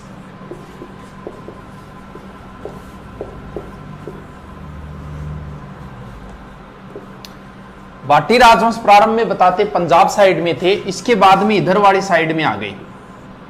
और भाटी राजवंश का जो संस्थापक था वो भट्टी था। बताते हैं लगभग 285 ईस्वी के लमसम। और इनका जो प्रसिद्ध दुर्ग है वो है बटनेर दुर्ग। ये भूपत भाटी ने बनवाया था लगभग 288 ईस्वी। राजस्थान का सबसे प्राचीन दुर्ग माना जाता है ये बटनेर दुर्ग, सबसे पुराना दुर्ग माना जाता है। विदेशी आक्रमणकारी इस साइड से आएगा तो सबसे पहले यही सीध में आएगा। ये मानते हैं कि सर्वाधिक विदेशी आक्रमण झेलने वाला जो दुर्ग है वो भटनेर दुर्ग है। यहां पर तैमूर लंग ने आक्रमण किया था। उसने अपनी पुस्तक तुजु के तैमूरी में लिखा है कि इतना मजबूत दुर्ग मैंने हिंदुस्तान में कहीं नहीं देखा। ये एकमात्र ऐसा दुर्ग है भटनेर दुर्ग जिसमें हिंदू प्लस मुस्लिम महिलाओं ने साथ में जोहर किया था, और यहां शेर खां की कब्र भी है।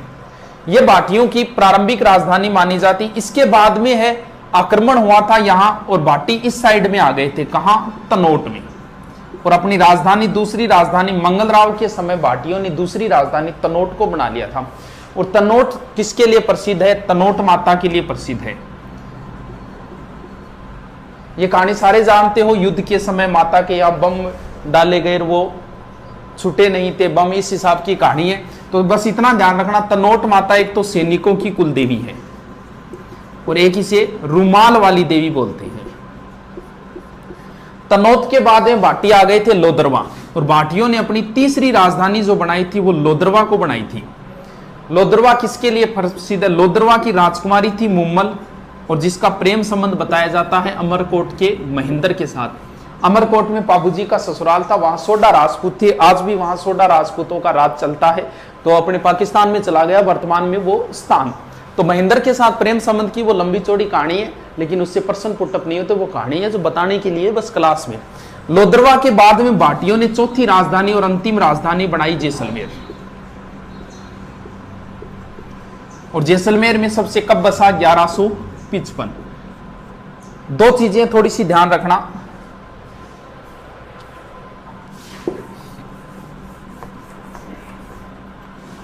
एक तो है त्रिकुट पहाड़ी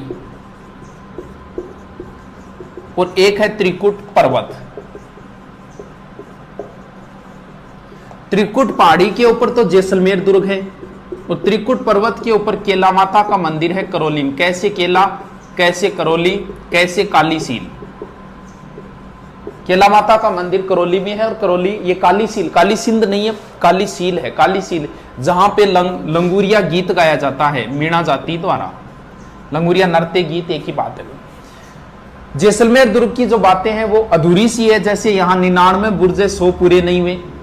यहाँ 2.5 साके है, एक साका अधूरा रह गया था। जैसलमेर दुर्ग के 2.5 साके है, 2.5 साके यानी अधूरा रह गया था साका।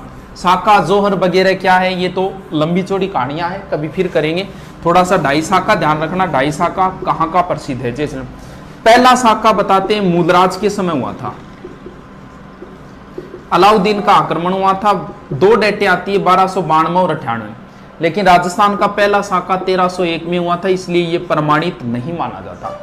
दूसरा जो साका हुआ था वो दुद्दा के समय हुआ था, बताते हैं फिरोज शाह का आक्रमण हुआ था। और तीसरा हुआ था 1550 में लूणकरण। लूणकरण रूठी रानी उमादे का पिता। लूणकरण के समय हुआ था। गंधार के अमर अली का आक्रमण हुआ। पुरुष तो मारे गए थे, लेकिन महिलाएं जोहर नहीं कर पाई थी, जो अधूरा रह गया था। ये अधूरा साका है 2.5 साका। बाकी सर्वाधिक साके है जैसलमेर चित्तौड़गढ़ दुर्ग में हुए हैं 3। ये थोड़ी सी बातें थी नॉर्मल सी भाटी राजवंश की। 4-5 शासक है जाट शासक, उनका भी देख लेते हैं। फासली रीडिंग मार रहे हैं ये जाट राजवंश। जाट राजवंश का उदय औरंगजेब के समय हुआ था। राजवंश की जिक्र करें, औरंगजेब के समय औरंगजेब के विरुद्ध गोकुला मथुरा का एक जाट था गोकुला ने अपने कुछ व्यक्तियों को लेकर औरंगजेब के विरुद्ध खड़ा किया था। तो गोकुला जाटों का प्रारंभिक नेता है। ये जाट राजवंश का संस्थापक नहीं है, जाटों का एक तरीके का नेता है। इसने अब्दुल नमी की हत्या कर दी थी, जो हिंदू मंदिरों को तोड़ रहा था, और औरंगजेब ने गोकुला को मरवा दिया। इसके बाद में नेतृत्वकर्ता बन गया राजाराम। जाटों का दूसरा नेता है राजाराम। राजाराम के बारे में आता है कि राजाराम ने अकबर की कब्र को लूटा था। इसके बाद में जाट साम्राज्य के जो माना जाता है वो माना जाता है चूड़ामन से। जाट साम्राज्य का संस्थापक चूड़ामन है, जबकि जाट साम्राज्य का वास्तविक संस्थापक कौन है? बदन सिंह। बदन सिंह को सवाई जयसिंह ने ब्रजराज की उपाधि दी थी, और डींग की जागीर दी थी। डींग के जल महल बदन सिंह ने बनवाए थे, जो प्रसिद्ध जल महल है डींग के जल महल। डींग वैसे जल महल जयपुर के अंदर ही है, लेकिन जो प्रसिद्ध जल महल है वो यहीं की है। ब्रजराज की उपाधि और जाट साम्राज्य का जाटों का प्रारंभिक नेता गोकुला, फिर राजाराम, जबकि जाट साम्राज्य का संस्थापक चूड़ामन है और जाट साम्राज्य का वास्तविक संस्थापक बदन सिंह को माना है। इसके बाद में जाटों का शक्तिशाली जो शासक है सूरजमल को माना जाता है। और सूरजमल जी ने ही एक दुर्ग बनाया था जिसका नाम है लोहागढ़। कद बनाया गुरु जी 1733। यह मजबूत दुर्ग माना जाता है, अजय दुर्ग माना जाता है कि इसे आज तक कोई नहीं जीत पाया। लोहागढ़ दुर्ग, लोहागढ़ दुर्ग में दो चीजें, एक तो जवार बुर्ज है और एक फतेह बुर्ज है। जवार बुर्ज दिल्ली विजय के उपलक्ष्य में, किसने दिल्ली विजय की बाद में करेंगे, और एक फतेह बुर्ज है, यह अंग्रेजों की विजय के उपलक्ष्य में है। इसके बाद में सूरजमल जी का पुत्र था जवाहर सिंह, पिता की हत्या का बदला लेने के लिए दिल्ली गए थे और वहां से दो चीजें उठा के लाए। एक तो अष्ट धातु का दरवाजा, ऐसा उल्लेख आता है कि अष्ट धातु का दरवाजा चित्तौड़ दुर्ग में था जिसे अलाउद्दीन ले गया था। और यह अष्ट धातु मतलब 8 धातुएं, सोना चांदी पीतल वगैरह, वो होती है अष्ट धातु। तो नहीं याद रहे को अष्ट धातु उठाने के लिए जोर चाहिए, जोर जवाहर सिंह में था। यानी अष्ट धातु का दरवाजा कौन उखाड़ के लाए थे? जवाहर सिंह। ये अष्ट, इस यहां से एक काले संगमरमर के पत्थर का बेड लाए थे जो वर्तमान में डींग के जल महलों के अंदर रखा हुआ है। इसके बाद में शासक है रणजीत सिंह। इनके समय भरतपुर दुर्ग के अंदर मल्हार राव होलकर ने शरण ली। मराठा मल्हार राव होलकर, कब? 1803। और अंग्रेज लेख था जिसने गोलीबारी की, बम बरसाई, लेकिन दुर्ग को जीत नहीं पाए। उसके बाद में इसका नाम हो गया था लोहागढ़। यानी अंग्रेजों को मात देने वाले राजस्थान के एक ही व्यक्ति है रणजीत सिंह। तो ये थोड़ी सी बातें नॉर्मल थी। गोकुला नाम याद रखना है, राजाराम है, उसके बाद में चूड़ामन है, जाट साम्राज्य, फिर बदन सिंह वास्तविक संस्थापक है, फिर सूरजमल जी जिन्होंने लोहागढ़ दुर्ग बनवाया था। इसमें 2-3 चीजें हैं। इसके बाद जवाहर सिंह जी जो अष्ट धातु दरवाजा, और रणजीत सिंह जी ने अंग्रेजों को मात दी थी।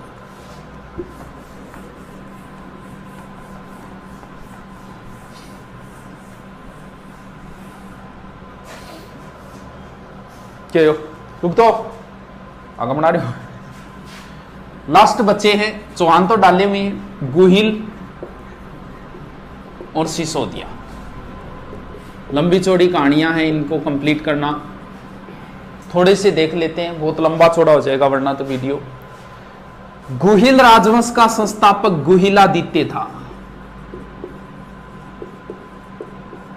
गुहिलादित्य शिलादित्य का पुत्र था। 567 में याद रह जाएगा गुहिल का, गुहिलादित्य। जबकि नाम याद करना है बप्पा रावल। गुहिल राजवंश का वास्तविक संस्थापक बप्पा रावल था, जिसने हरित ऋषि की सेवा की थी। लंबी चौड़ी कहानियां हैं। बप्पा रावल वास्तविक संस्थापक माना जाता है। ऐसा माना जाता है पाकिस्तान का रावलपिंडी शहर भी इन्हीं के नाम के ऊपर है। ये पहले व्यक्ति है जिन्होंने मेवाड़ में सोने के सिक्के चलाए। एकलिंग जी मंदिर बनवाया था। एकलिंग जी मेवाड़ के वास्तविक राजा माने जाते हैं, बाकी इनके नौकर माने जाते हैं कि भी हमारे वास्तविक राजा एकलिंग जी, हम तो इनके नौकर हैं, हम तो इनके राणा हैं। तो मेवाड़ के वास्तविक राजा एकलिंग जी है। जयपुर के वास्तविक राजा गोविंद देव जी है। भगवान श्री कृष्ण को जयपुर वाले मानते हैं और मेवाड़ वालों के वास्तविक राजा एकलिंग जी।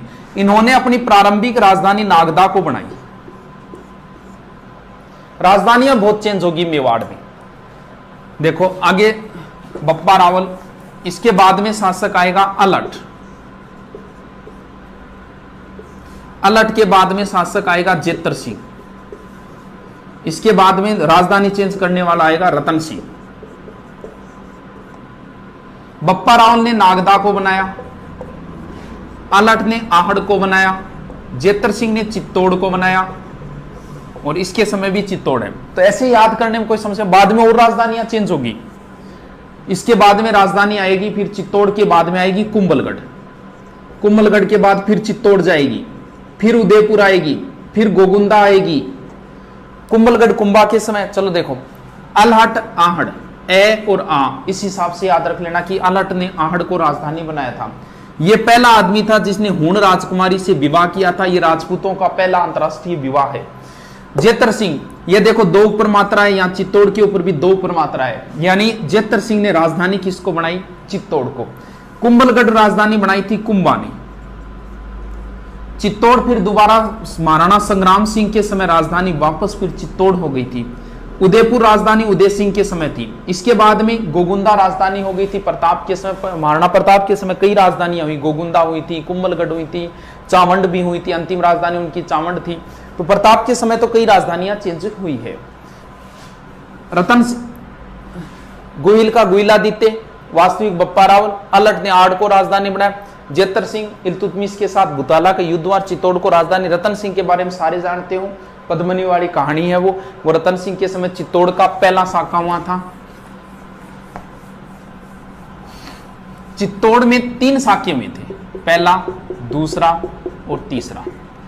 पहला हुआ है 1303 में, दोनों साके 1500 में हुए, कंटिन्यू हुए, एक विक्रमादित्य के समय, एक दोनों भाइयों के समय।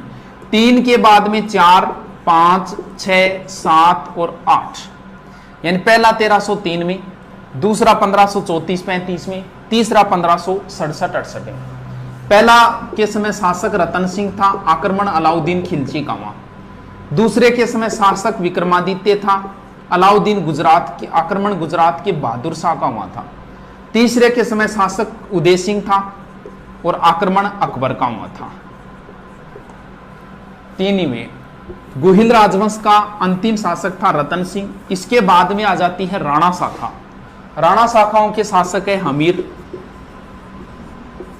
हमीर का बेटा खेता, खेता का पुत्र लाखा, लाखा का पुत्र मोक्कल, मोक्कल का पुत्र कुंभा, कुंभा का पुत्र था रायमल, रायमल का पुत्र संग्राम सिंह, संग्राम सिंह के बाद में शासक बना है संग्राम सिंह का पुत्र विक्रमादित्य, विक्रमादित्य के बाद में बना है उदय सिंह, उदय सिंह के बाद में महाराणा प्रताप, और महाराणा प्रताप के बाद में अमर सिंह, इसके बाद में करण सिंह, इसके बाद में जगत सिंह, इसके बाद में राज सिंह। इतनों की जरूरत तो नहीं है याद करने, कंटिन्यू भी कोई जरूरी नहीं है याद करने की। देखो प्रसिद्ध जो है ना, जैसे महाराणा प्रताप, महाराणा प्रताप के दादाजी का नाम हो गया संग्राम सिंह। ये दोनों भाई है, दोनों पुत्री है संग्राम सिंह के। संग्राम सिंह के दादाजी हो गए कुंभा, कुंभा के दादाजी हो गए लाखा, और लाखा के दादाजी हो गए राणा हमीर। मैन यही है, बीच में तो ज्यादा डिटेल नहीं है इनका, मैन ये शासक ही है इनकी। मैन चीजें अगर इनकी देखें, फास्टली रिपीट मारे, क्योंकि मेवाड़ के इतिहास में 15 घंटे लगते हैं। नॉर्मल ऐसी मैन चीजें इनकी देखते हैं। फिर भी अगर आप शॉर्ट में याद करो तो संग्राम सिंह, और अब 2 ही दिन बचे हैं तो 2 ही शासक याद कर लो, लगभग पर्सन इसी में से आता है। या तो संग्राम सिंह में से आएगा या महाराणा प्रताप का तो निश्चित ही मान लो एग्जाम के अंदर। राणा हमीर, ये कौन सा वंश शुरू हो गया? सिसोदिया। राणा हमीर सिसोदिया राजवंश का संस्थापक है। इसके सिर्फ उपनाम है। मेवाड़ का उद्धारक, विषम घाटी पंचानन, प्रबल हिंदू राजा। मेवाड़ का उद्धारक कहा गया है अमीर को। मेवाड़ का उद्धारक भामाशाह को भी बोलते हैं, पीछे राजस्थान पुलिस में आया था। विषम घाटी पंचानन का अर्थ होता है विकट परिस्थितियों में शेर के समान, यानी ये आदमी विकट परिस्थिति में भी शेर के समान रहा था। विषम घाटी पंचानन कहां कहा गया? ये कुंभा ने कहा था। कुंभा ने लिखी है, टीका लिखी है, जयदेव के गीत गोविंद पर रसिक प्रिया, सॉरी विषम घाटी पंचानन कीर्ति स्तंभ में, जबकि कुंभा ने कहा है वीर राजा। कुंभा ने अमीर को वीर राजा कहा है, विषम घाटी पंचानन कीर्ति स्तंभ में, और प्रबल हिंदू राजा कहा है टोड ने। खेता की कोई बात नहीं है। आगे लाखा है। लाखा का पूरा नाम है लक्ष्य सिंह। मेवाड़ में शॉर्ट में नाम लिया जाता है, जैसे कुंभकर्ण नाम है, संग्राम सिंह को सांगा बोलते हैं, प्रताप सिंह को प्रताप बोलते हैं। वैसे ही लक्ष्य सिंह है, लक्ष्य सिंह का मतलब लकी सिंह। सारे किस्मत वाले जो बातें हैं वो सारी लाखा के समय हुई थी। जैसे जावर में चांदी की खान, किस्मत की बात है। पिछोला झील बनवा गया कोई ऑटोमेटिक अपने आप ही, लाखा जी का पैसा ही नहीं लगा, एक बंजारा बनवा गया, किस्मत वाली बात है। फिर इनका विवाह हुआ था हंसाबाई से, रावचूड़ा की पुत्री थी हंसाबाई, ये भी किस्मत वाली बात है, क्योंकि विवाह होना किसके साथ था? कुंवर चूड़ा के साथ। बाद में इन्होंने प्रतिज्ञा ले ली और ये मेवाड़ के भीष्म पितामह कहलाए थे। इसके बाद में मोकल की बातें नहीं है, मोकल की हत्या कर दी थी चाचा और मेरा ने। फिर कुंभा की बहुत सारी बातें हैं। कुंभा का भी एग्जाम में, लगभग एग्जाम में प्रश्न आएगा और आपके भी आता है। कुंभा संग्राम सिंह और प्रताप सिंह।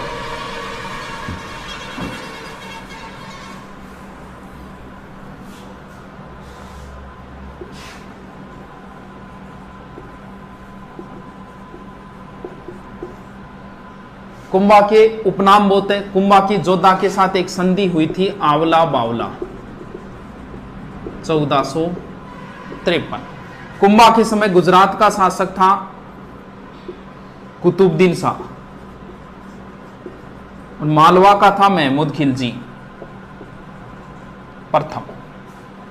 कुंभा के उपनाम बहुत है। अभिनव भट्टाचार्य, राणो रासो, हालगुरु, हिंदू सुल्तान, हालगुरु, दानगुरु, चापगुरु, छापगुरु, राजगुरु, ये उपनाम है। अभिनव भट्टाचार्य, राणो रासो, हिंदू सुल्तान, हालगुरु, दानगुरु, चापगुरु, छापगुरु। तो ऐसे भी प्रश्न आ गया, निम्न में से कुंभा की उपाधि नहीं है, तो नहीं है ऑप्शन जब भी आएगा ध्यान रखना वो किसी प्रसिद्ध अन्य राजा का ही आएगा, क्योंकि कुंभे की 200-250 उपाधियां हैं। बाकी ऐसे भी पूछ लिया, तात्कालिक मुस्लिम शासकों द्वारा कुंभा को दी गई उपाधि। इन तीनों को वैसे भी याद रखना पड़ेगा। देखो इधर मुस्लिम नाम आ रहा है, इधर हिंदू नाम आ रहा है, यानी मुस्लिम शासकों ने हिंदू सुल्तान कहा कि हिंदुओं में ये एक ही है। रासो बोलते हैं साहित्य को, कुंभा साहित्यकारों का आश्रयदाता था, इसलिए राणो रासो। अभिनव भट्टाचार्य यानी कुंभा संगीत का ज्ञाता था। कौन सा संगीत का? वीणा बजाता था कुंभा। बताते कुंभा स्वयं वीणा वादक था। इसके बाद में कुंभा का इनके साथ भी युद्ध हुए थे। कुंभा का महमूद खिलजी के साथ युद्ध हुआ था, सारंगपुर युद्ध या मालवा युद्ध 1437। ये युद्ध महत्वपूर्ण है। युद्ध की विजय के उपलक्ष्य में जो चीज बनवाई थी वो महत्वपूर्ण है, वो है विजय स्तंभ। विजय स्तंभ, विजय स्तंभ 9 मंजिली है, 1 2 3 4 5 9 तो मंजिली है, 120 से 122 फीट ऊंची है, लगभग 157 इसके अंदर लगभग सीढ़ियां है। विजय स्तंभ में लगभग 90 लाख खर्चा आया था 9वीं मंजिल पर, और तीसरी मंजिल पर 9 बार, 9 आंकड़े आते हैं इसमें ज्यादा। विजय स्तंभ की 9वीं मंजिल पर बताते हैं 9 बार अल्लाह लिखा है अरबी भाषा के अंदर। इसकी 8वीं मंजिल पर कोई मूर्ति नहीं है, और इसकी 9वीं मंजिल एक चीज और है चित्तौड़गढ़ दुर्ग में, इसके नजदीक एक चीज और है जिसका नाम है कीर्ति स्तंभ। ये 7 मंजिली है, ये 9 मंजिली है, ये 75 फुट है, ये 120 फुट है। ये कुंभा ने नहीं बनवाई थी, ये कुंभा ने बनवाई थी, ये बनवाई थी जैन व्यापारी जीजा। इसका प्रश्न ये ज्यादा है, कीर्ति स्तंभ किस जैन तीर्थंकर को समर्पित है? ये देखो एक है, एक का सा लग रहा है, 1 नंबर जैन तीर्थंकर को समर्पित है। 1 नंबर कौन है? आदिनाथ या ऋषभदेव। कीर्ति स्तंभ अलग है और कीर्ति स्तंभ प्रशस्ति अलग है। कीर्ति स्तंभ प्रशस्ति कुंभा की कीर्ति का बखान करती है, इसका मतलब विजय स्तंभ की 9वीं मंजिल पर है। इसे जैन कीर्ति स्तंभ कह सकते हो। ये विजय स्तंभ अलग है, कीर्ति स्तंभ अलग है, कीर्ति स्तंभ प्रशस्ति अलग है। तीनों चीजों में कंफ्यूज मत होना। इसके बाद में कुंभा ने बहुत सारे निर्माण कार्य करवाए हैं। शॉर्ट में देख लेते हैं। राजस्थान में स्थापत्य का स्वर्णकाल कुंभा के समय माना जाता है। कुंभा ने मेवाड़ में सर्वाधिक दुर्ग बनाए, मारवाड़ में सर्वाधिक मालदेव ने बनवाए थे। वीर विनोद के लेखक श्यामल दास ने कहा है कि मेवाड़ में 84 में से 32 दुर्ग अकेले कुंभा ने बनवाए हैं। जबकि ऐसा प्रश्न जरूर पूछा जा चुका है, लेकिन आपको सिर्फ 5 ही नाम याद रखने हैं। कुंभलगढ़, अचलगढ़, बहुत पिछली बार राजस्थान पुलिस में आया था इसका प्रश्न। कुंभलगढ़, अचलगढ़, बसंतगढ़, बैराट और भोमट, बस ये 5 ही दुर्ग याद करने। एक और करो तो कर लेना, छठा मचान। सीधा सा है कुंभलगढ़, अचलगढ़, बसंतगढ़, बैराट, भोमट, कुंभलगढ़, अचलगढ़, बसंतगढ़, बैराट, भोमट, कुंभलगढ़, अचलगढ़, बसंतगढ़, बैराट, भोमट। इनमें से ये दोनों सिरोही में है। बसंतगढ़ को कई बार बसंती भी लिख देते हैं। बैराट भोमट पड़ता है बाड़मेर में, बैराट पड़ता है भीलवाड़ा में, मचान पड़ता है सिरोही में, और कुंभलगढ़ हो गया रासम। ये एक ही दुर्ग है जिसका डिटेल है, बाकी का कोई डिटेल नहीं है, नाम और जिला। थोड़ी सी बात देख लेते हैं कुंभलगढ़ दुर्ग। कुंभलगढ़ दुर्ग की सबसे बड़ी विशेषता बस यही है। चित्तौड़ दुर्ग अगर आपको दिखाया हुआ मिलेगा तो विजय स्तंभ मिलेगी, अगर कुंभलगढ़ दिखाया मिलेगा तो ये 36 किलोमीटर लंबी दीवार मिलेगी, जिसे भारत की महान दीवार the great wall of India कहा जाता है। बहुत ऊंचाई पर है ये दुर्ग। इस दुर्ग के अंदर एक महल है कटारगढ़। यहां कुंभा ने राजधानी ये बना ली थी, यहां से कुंभा पूरे मेवाड़ को देखता था, इसे मेवाड़ की आंख कहते हैं। कटारगढ़ के सबसे ऊपर महल है बादल महल, जिसे बादल भी टच करते हैं। इसी बादल महल में 9 मई 1540 ज्येष्ठ शुक्ल तृतीया वार रविवार महाराणा प्रताप जयवंताबाई के गर्भ से महाराणा प्रताप का जन्म हुआ था। ये प्रश्न पीछे राजस्थान पुलिस में आया था, महाराणा प्रताप का जन्म कहां हुआ था। इसमें कटारगढ़ बादल महल ऑप्शन नहीं थे, सीधा सीधा ऑप्शन था कुंभलगढ़। यानी महाराणा प्रताप का बचपन किस दुर्ग में गुजरा था? कुंभलगढ़ दुर्ग के अंदर। यह कुंभलगढ़ दुर्ग इतिहास में आज तक कभी नहीं जीता गया, इसे सिर्फ एक बार जीता गया था। यह 1578 में शाहबाज के समय। शाहबाज ने कुंभलगढ़ पर 3 बार आक्रमण किया था। पीछे फर्स्ट रीड में आया था ये प्रश्न, एक बार जीता था। ये मेवाड़ वालों के जब भी कोई संकट आता था वो यहां जाते थे। इसे मेवाड़ महाराणाओं की संकटकालीन संस्थली, मारवाड़ राजाओं की संकटकालीन संस्थली बोलते सिवाना दुर्ग। सिवाना दुर्ग को भी शाहबाज खान ने जीता था चंद्रसेन के समय, और इस दुर्ग को भी शाहबाज खान ने जीता है 1578 के अंदर। इसी दुर्ग के अंदर थोड़ा सा इधर एक कुंड है, मामादेव कुंड। यहां कुंभा पूजा कर रहा था। कुंभा के अंतिम समय में उन्माद रोग हो गया था, जिसमें बैकी बैकी बातें करना होता है, आदमी भूल जाता है क्या वो उन्माद रोग होता है। और यहां कुंभा के पुत्र उदा आया और कुंभा की हत्या कर दी। उदा को मेवाड़ का पितृहंता कहते हैं। राजपूत सरदारों ने इसे स्वीकार नहीं किया क्योंकि इसने जघन्य काम किया, पिता की हत्या की, इसे निकाल दिया और कुंभा के दूसरे पुत्र रायमल को बना दिया था राणा।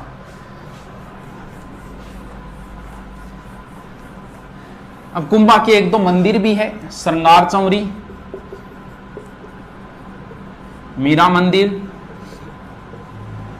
रणकपुर के जैन मंदिर और कुशाल माता मंदिर। श्रृंगार चौरी कुंभा की पुत्री थी रमाबाई, जिसे वागीश्वरी बोलते हैं। यह भी विद्वान विदुषी महिला थी। श्रृंगार चौरी इन्हीं के विवाह की चौरी है चित्तौड़गढ़। कुंभा की लगभग चीजें चित्तौड़गढ़ दुर्ग में ही है। मीरा मंदिर ये भी चित्तौड़ में है, इसमें कंफ्यूज मत होना। कुंभा का शासनकाल है 1433 से 68, जबकि मीरा का जन्म हुआ था 1498 में, यानी कुंभा की मृत्यु के 30 साल बाद। फिर भी मीरा मंदिर है। इसी कंफ्यूजन की वजह से टोड ने लिख दिया था कि मीरा जो है वो कुंभा की पत्नी थी, जबकि ऐसा नहीं है। मीरा मंदिर जो है वो पहले कृष्ण भगवान का मंदिर था, कुंभा स्वामी मंदिर था। मीरा इसमें बैठ के पूजा करती थी, इसलिए मीरा मंदिर नाम से प्रसिद्ध हो गया था। तो बनवाया इसे किसने था? कुंभा ने ही बनवाया था। रणकपुर के जैन मंदिर पड़ते हैं पाली में, बहुत प्रसिद्ध मंदिर है, मथाही नदी के किनारे है। इसमें 1444 खंबे हैं, स्तंभों का वन बोलते हैं, घंटियों का मंदिर भी बोलते हैं। ये मालवा दोबारा जब विजय की थी ना कुंभा ने, तब बनवाई थी, द्वितीय मालवा विजय के उपलक्ष्य में कुशाल माता का मंदिर।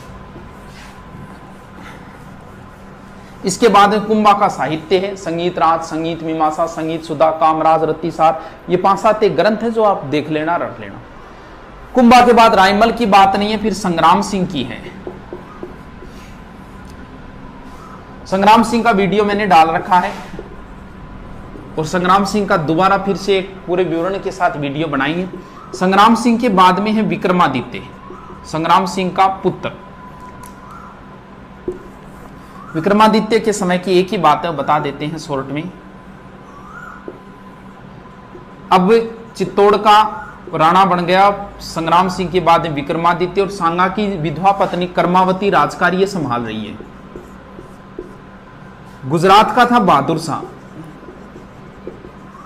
बहादुर शाह ने सोचा कि मेवाड़ कमजोर तो है, चलो आक्रमण करते। इसने 1534 में आक्रमण किया, लेकिन कर्मावती ने इसे रणथंबोर की जागीर देके वापस भेज दिया था।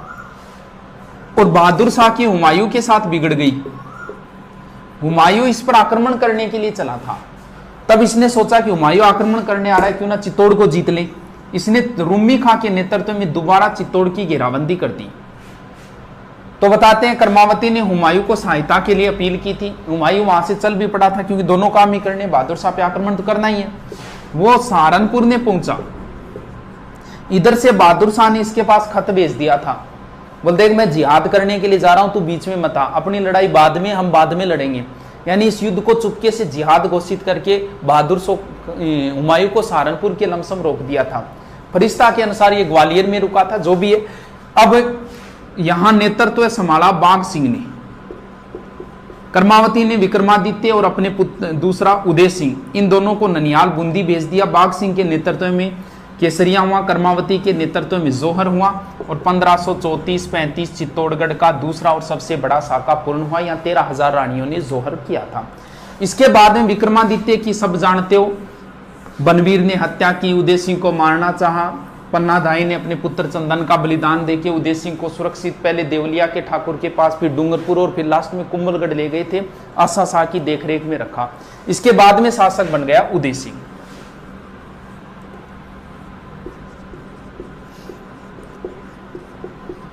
1559 में उदय सिंह के पुत्र अमर सिंह का जन्म हुआ और 1559 में उन्होंने एक झील का निर्माण करवाया, उदय सागर झील, और यहीं पे एक नया शहर बसाया, उदयपुर। अकबर था शासक। अकबर ने नागौर पे आक्रमण किया था जैमल पर, राजा जैमल राठौड़ पर। जैमल इसकी शरण में आ गए थे, उदय सिंह की शरण में। अकबर ने गुजरात पर आक्रमण किया। गुजरात का था बहादुर शाह, ये बहादुर शाह भी आ गया था, बहादुर शाह ने बाज बहादुर, ये बाज बहादुर भी उदय सिंह की शरण में आ गया था। अकबर ने दोनों मांगे, उदय सिंह ने मना कर दिया। तब अकबर ने चित्तौड़ दुर्ग को घेरा था 1567-68। यहां जैमल और फत्ता ने नेतृत्व किया।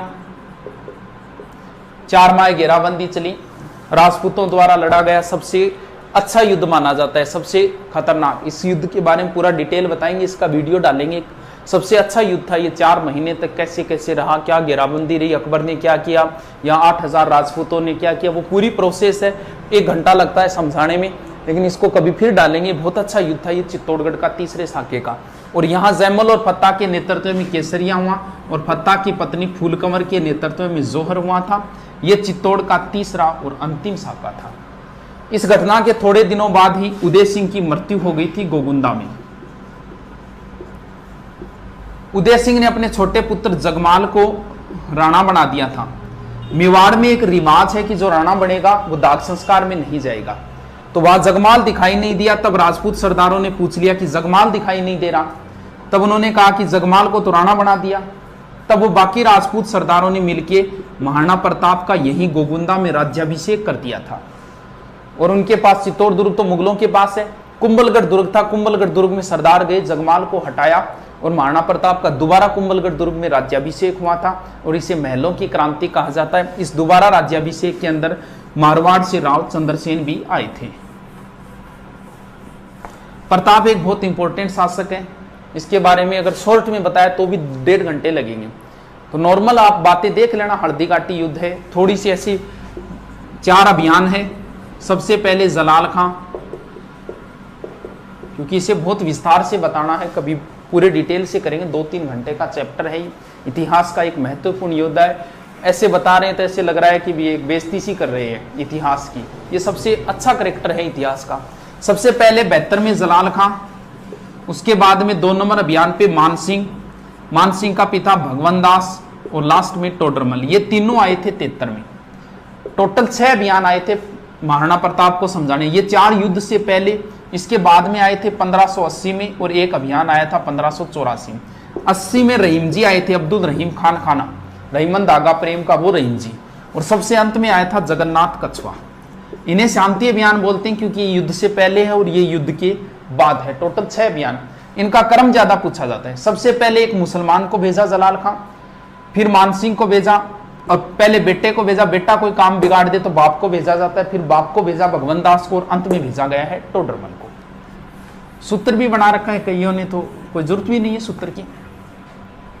फिर आपको हल्दीघाटी युद्ध की सारी बातें देखनी है, क्या क्या नाम है, क्या क्या है, वो डिटेल आधे घंटे हल्दीघाटी युद्ध में लगता है, तो वो नाम ध्यान में रख लेना। 18-21 जून 1576 है, इधर वाले का रावल सेना का कौन, इधर वाले का कौन, वो नॉर्मल आप डिटेल पूरा देख लेना। इसके बाद में फिर है दिवेर का युद्ध, 4 चौकियां हैं। फिर 1585 में राजधानी बनाई थी, लूणा चावंडिया को हरा के चावंड को, पीछे फैसलेट में आया था चावंड राजधानी कितने वर्षों तक रही। तो कुछ बच्चों ने क्या किया, महाराणा प्रताप की मृत्यु 1597 है, 97 में से घटा दिया था, जबकि चावंड राजधानी अमर सिंह के समय तक रही थी। 1615 में जब मेवाड़ मुगल संधि हुई थी तब तक रही थी। तो ये थोड़ा सा ध्यान रखना, 1585 से 1615 तक चावंड राजधानी रही थी। और फिर प्रताप की यहीं धनुष की प्रतिंचा खींचते समय मृत्यु हुई थी। इसको बहुत शॉर्ट में ले लिया मैं, पूरे डिटेल से वीडियो डालेंगे, बाद में डालेंगे। इसके बाद में महाराणा प्रताप के पुत्र अमर सिंह, इन्होंने मुगलों से संधि कर ली थी। कई अभियान आए थे इनको समझाने, 1605, 1608, 1609, 1611 और अंत में आया था 1613 खुर्रम शाहजहां। 1605 शहजादा परवेज, फिर महावत खां को भेजा था, फिर अब्दुल्ला खां को भेजा था, फिर राजा बस्सू को भेजा था और अंत में आया था खुर्रम या शाहजहां। तो इनके बीच में 1615 में संधि हो गई, जिसे मेवाड़ मुगल संधि कहते हैं। संधि की शर्तें यही थी, अमर सिंह की शर्तें थी, मैं तुम्हारे दरबार में नहीं जाऊंगा, तुम्हारे साथ कोई वैवाहिक संबंध नहीं रखूंगा। उधर से एक शर्त रखी गई थी, आप चित्तौड़ दुर्ग की मरम्मत नहीं करोगे। और बाद में सारा चित्तौड़ उदयपुर वगैरह सब वापस दे दिए और राजधानी हट के चावंड से वापस आ गई थी फिर उदयपुर। फिर मेवाड़ का अंतिम शक्तिशाली शासक जो है वो राज सिंह है, जिन्हें विजय कटकातु की उपाधि औरंगजेब से इनकी बनी नहीं थी। इन्होंने नाथद्वारा में नाथ जी का मंदिर और द्वारिकाधीश मंदिर और एक राजसमंद झील बनवाई थी। राजसमंद झील का दूसरा नाम राजसमुद्र है, जो झीलों के अंदर मैंने डाल रखा है। तो मेवाड़ का मैन ऐसी शॉर्ट में बता दिया आपको, थोड़ा सा दोबारा रीडिंग मार लेना इनका। ये थे राजवंश। इसके बाद में एकीकरण का थोड़ा डाल रखा है मैंने, क्रांति डाल रखी है, जनसंख्या डाल रखी है। किसान आंदोलन शॉर्ट में बता देता हूं, बहुत इंपॉर्टेंट है। किसान आंदोलन का प्रश्न आता ही आता है। क्यों कौन है कुर्सी गुरु, ओ गुरु बस आयो 5 मिनट में, ठीक है आयो गुरु, हाँ आयो गुरु आयो, 5 मिनट बैठो। हाँ लास्ट किसान आंदोलन शॉर्ट में बता देता हूं। बिजोलिया सबसे इंपॉर्टेंट, बेगू, उसके बाद बूंदी, ये 3 इंपॉर्टेंट है। इन तीनों में ही गड़बड़ होगी। बिजोलिया भारत में सबसे पहले आंदोलन यहीं से चले थे। बिजोलिया वर्तमान में पड़ता है भीलवाड़ा के अंदर। या ये किस रियासत में था? ये मेवाड़ रियासत में था। उस समय मेवाड़ का महाराणा फतेह सिंह था, चेतावनी राज चुंगठिया वाले। बिजोलिया में दाकड़ जाति के किसान थे। भारत का सबसे लंबा अहिंसात्मक चलने वाला आंदोलन है, जो 1897 में शुरू हुआ, 1941 में जाके खत्म हुआ। पूछ लिया कितने वर्षों तक चला था? 44 साल तक चला था। यानी इसे भारत का मैराथन किसान आंदोलन कहा जाता है। भारत का मैराथन युद्ध है दिवेर का युद्ध, और मैराथन किसान आंदोलन है बिजोलिया किसान आंदोलन। इतने लंबे को हम 3 पार्टों में बांट लेते हैं आसानी से होने से। पहला चरण, दूसरा चरण और तीसरा चरण।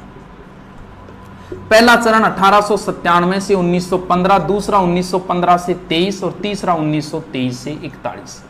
सर चरण कैसे बांटे? नेतृत्वकर्ता के आधार पर। प्रत्येक का नेतृत्वकर्ता बदलेगा, क्योंकि 44 साल तक एक आदमी नेतृत्व नहीं कर सकता। हुआ क्या, गंगाराम धाकड़ के पिता की मृत्यु हुई और मृत्यु भोज पर सारे किसान इकट्ठा हुए थे। वहीं पे निर्णय लिया कि यार 84 प्रकार की लाग बागें कैसे भरे। उसमें बिजोलिया का सामंत जो था वो था किशन सिंह या कृष्ण सिंह। तब वहां पे एक व्यक्ति था साधु सीताराम।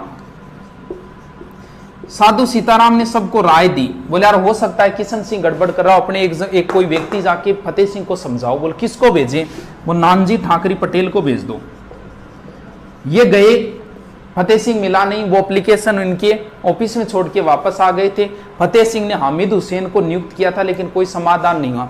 इस बात की खबर मिली किशन सिंह को। किशन सिंह ने 1903 में इन पर एक कर ठोक दिया, चौरी कर, यानी टैक्स कम कराने के लिए गया था, एक नया और आ गया। किसानों ने विरोध में 2 साल तक लड़कियों के विवाह नहीं किए। सारे किसान एकत्रित होके गए, बोल जी हम तो छोड़ के जा रहे हैं बिजोलिया। तब ये डर गया था और इसने चौरी कर समाप्त किया और लगान 50% के स्थान पे 40 कर दी। इसके बाद में सामंत बना पृथ्वी सिंह। पृथ्वी सिंह ने जैसे ही नया सामंत बनता है तब एक नया टैक्स लगता है तलवार बंधाई। यह लगा था 1906 में। इसका विरोध हुआ। साधु सीताराम दास है, ब्रह्मदेव है, फतेहकरण चारण आदि के नेता। ये पहला चरण है। तो पहले चरण में याद रखना है, भारत राजस्थान में किसान आंदोलन के जनक साधु सीताराम दास माने जाते हैं, भारत में विजय सिंह पथिक माने जाते हैं। दूसरे चरण का नेतृत्व विजय सिंह पथिक करेंगे। पहले में नेतृत्व याद रखना है, नानजी ठाकरे पटेल को भेजा था 1903 चौरी कर और 1906 तलवार बंधाई कर। दूसरे चरण का जो नेतृत्व है पूरा, वो पूरा का पूरा नेतृत्व विजय सिंह पथिक संभालेंगे। विजय सिंह पथिक बुलंदशहर यूपी के थे। इनका वास्तविक नाम भूप सिंह गुज्जर था। ये इन्हें टोडगेट जेल में बंदी बनाए, यहां से भागे चित्तौड़ के ओछरी साइड में चले गए थे और वहां महात्मा के रूप में प्रसिद्ध हो गए। और इस आंदोलन का नेतृत्व विजय सिंह पथिक ने संभाल लिया और विजय सिंह पथिक ने इस आंदोलन को भारत में प्रसिद्ध कर दिया। क्यों? क्योंकि इन्होंने अखबारों में निकलवाई इसकी खबरें। प्रताप, अभ्युदय, मराठा, इन अखबारों में खबरें छपवाई। और कांग्रेस का अधिवेशन हुआ नागपुर में 1920 में। वहां बिजोलिया से कुछ किसानों को लेकर राजाओं के विरुद्ध में प्रदर्शनी लगवाई थी इन्होंने। तो गांधी जी ने अपने निजी सचिव महादेव देसाई को भेजा था कि यार पता लगा क्या बात क्या है। बाद में यहां 1922 में एक समझौता हुआ था हॉलैंड की मध्यस्थता से। बोल जी हम आपकी 35 लाख बागें कम कर देंगे। लेकिन यह समझौता इसलिए हुआ था कि 22 में असहयोग आंदोलन चल रहा था, उसके डर की वजह से बाद में असहयोग आंदोलन गांधी जी ने बंद किया, यह समझौता भी फेल हो गया। तीसरे चरण में जो नेतृत्व किया वो सिर्फ नेतृत्व करता, याद रखना है, अपने सीकर से रामनारायण चौधरी, जमनालाल बजाज, हरिबा उपाध्याय, माणिक्य लाल वर्मा। और 1941 में टी विजय राघवाचार्य की मध्यस्थता से समझौता हुआ और आंदोलन समाप्त। और बिजोलिया में एक ध्यान थोड़ा सा ये रख लेना, बिजोलिया के अंदर तुलसी भील नाम का एक व्यक्ति था जो किसका कार्य करता था? संदेशवाहक का कार्य करता था। यानी 15-20 किलोमीटर रोज चलता था और लोगों को सूचना देता था इसके बारे में। तो बिजोलिया लंबा आंदोलन है, लेकिन बातें जो मेन थी वो सारी बता दी मैंने। 44 साल, धाकड़ जाति, भारत का सबसे पहला किसान आंदोलन, अहिंसात्मक आंदोलन, साधु सीताराम दास, नानजी ठाकरे पटेल, इसके बाद में महाराणा, फिर किशन सिंह 1903, फिर 1906 पृथ्वी सिंह, उसके बाद में फिर दूसरा चरण विजय सिंह पथिक, फिर कई अखबारों में निकलवाए, नागपुर में निकलवाए, 1916 किसान पंच बोर्ड, 17 में उपरमाल पंच बोर्ड, इसके बाद में फिर वो हॉलैंड की मध्य समझौता, फिर तीसरे चरण में 2-3 नेतृत्व करता, फिर टी विजय राघवाचार्य की मध्यस्थता से समझौता। बेगू के किसान मेनाल नामक स्थान पर एकत्रित हुए और बिजोलिया में विजय सिंह पथिक के पास आए। बोल जी हमारा नेतृत्व करो। विजय सिंह पथिक ने भेजा कि आपका नेतृत्व रामनारायण चौधरी जी करेंगे। यानी विजय सिंह पथिक के कहने पर बेगू का नेतृत्व रामनारायण चौधरी, बूंदी वाले रामनारायण चौधरी के पास आए कि हमारा नेतृत्व करो। तो रामनारायण चौधरी ने कहा कि आपका नेतृत्व करेंगे नैनूराम। तो यहां का नेतृत्व रामनारायण के कहने पर नैनूराम जी ने किया, नैनूराम शर्मा के अंदर। अब देखो कंफ्यूजन कहां होगी, वो आपसे पूछेगा कि नानक जी किस किसान आंदोलन से संबंधित है, अर्जी गीत कहां लिखा गया, पंचीड़ा गीत कहां लिखा गया, रूपा जी कृपा जी किससे संबंधित है, बोलशेविक समझौता किससे संबंधित है। बस ऐसे पूछता है, वहां गड़बड़ हो जाती है। वो पूछेगा नानक जी भील किस किसान आंदोलन से, बठगोड़े, क्या नानक जी बिजोलिया मोग, बेगू मोग, बूंदी मोग, वहां गड़बड़े। आप ऐसा करो, इस नए को पकड़ो, नए से नैनूराम, नए से नित्यानंद और नए से ही नानक जी। यानी बूंदी किसान आंदोलन का नेतृत्व नैनूराम शर्मा, स्थानीय आंदोलन का नेतृत्व नित्यानंद, नानक जी भील। यहां एक सम्मेलन हुआ 1903 में डाबी में और गोलीबारी के अंदर नानक जी भील मारे गए। यहां के कार्यकर्ता नानक जी भील को ले गए थे, पुलिस के हाथ नहीं लगने दिया था इनके शव को। 9 दिन बाद देवगढ़ में इनका दाग संस्कार हुआ था। नारेड़ आए थे, इनका दाग संस्कार नारेड़ से हुआ था। बूंदी में इनका बहुत ज्यादा चर्चा, उनके गीतों में बहुत नाम लिया था। नानक जी भील और देवीलाल गुज्जर 2 व्यक्ति थे यहाँ। अब अर्जी गीत कहां लिखी गई? ये दोनों वैसे माणिक्य लाल वर्मा ने लिखा था, अर्जी कहीं और लिखा है, पंचड़ी कहीं और। कैसे याद करेंगे? अर्जी का मतलब होता है एप्लीकेशन, रिक्वेस्ट। नानक जी चले गए भगवान के पास स्वर्ग में, तो माणिक्यलाल वर्मा ने नानक जी से अर्जी की, एप्लीकेशन की है कि थे तो भगवान कन चला गया लेकिन माने तो अनाथ कर गया, थे भगवान ने को मारो उद्धार करे, हमारे साथ शोषण हो रहे। यानी अर्जी गीत उन्होंने नानक जी भील के लिए, नानक जी भील झंडा गीत गाते हुए शहीद हुए थे। झंडा गीत विजय सिंह पथिक का लिखा हुआ था, तो ये थोड़ा ध्यान रखो। और पंचछेड़ा गीत विजय माणिक्यलाल वर्मा ने बिजोलिया किसान आंदोलन में लिखा था।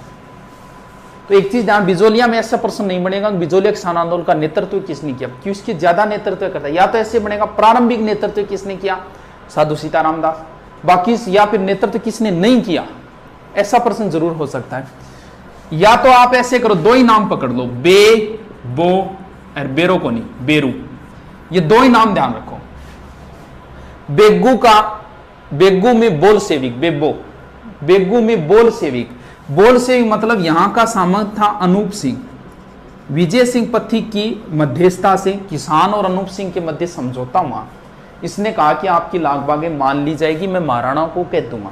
बेगू भी प्रथम श्रेणी का ठिकाना था मेवाड़ का। महाराणा ने कहा कुछ नहीं है, दिस इज बोल सेविक समझौता। बेरू, रू का मतलब रूपा जी कृपा जी, और यहां मारे गए थे, ट्रेच ने गोलियां चलाई और रूपा जी और कृपा जी मारे गए थे। तो ये तीन किसान आंदोलनों में गड़बड़ नहीं होनी चाहिए।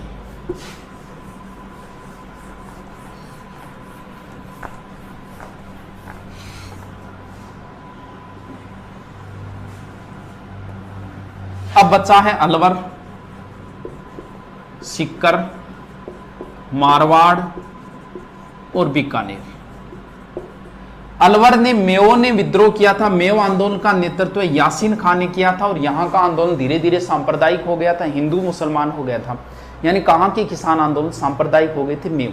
यहां की सबसे बड़ी घटना है नीमूचना।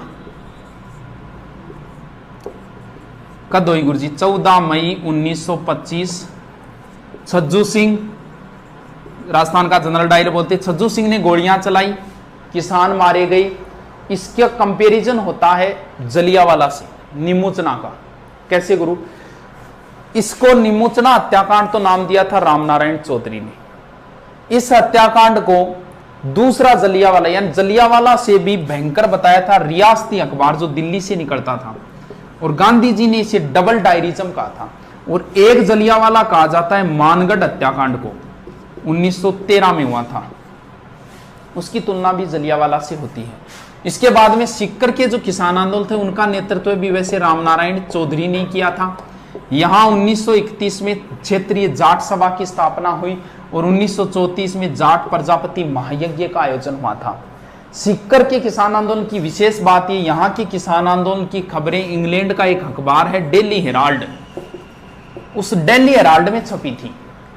अब जब अखबार में आ गई तो फिर संसद में मामला उठा। अंग्रेज था लॉरेंस, उसने इस मामले को संसद में उठाया था, हाउस ऑफ कॉमन।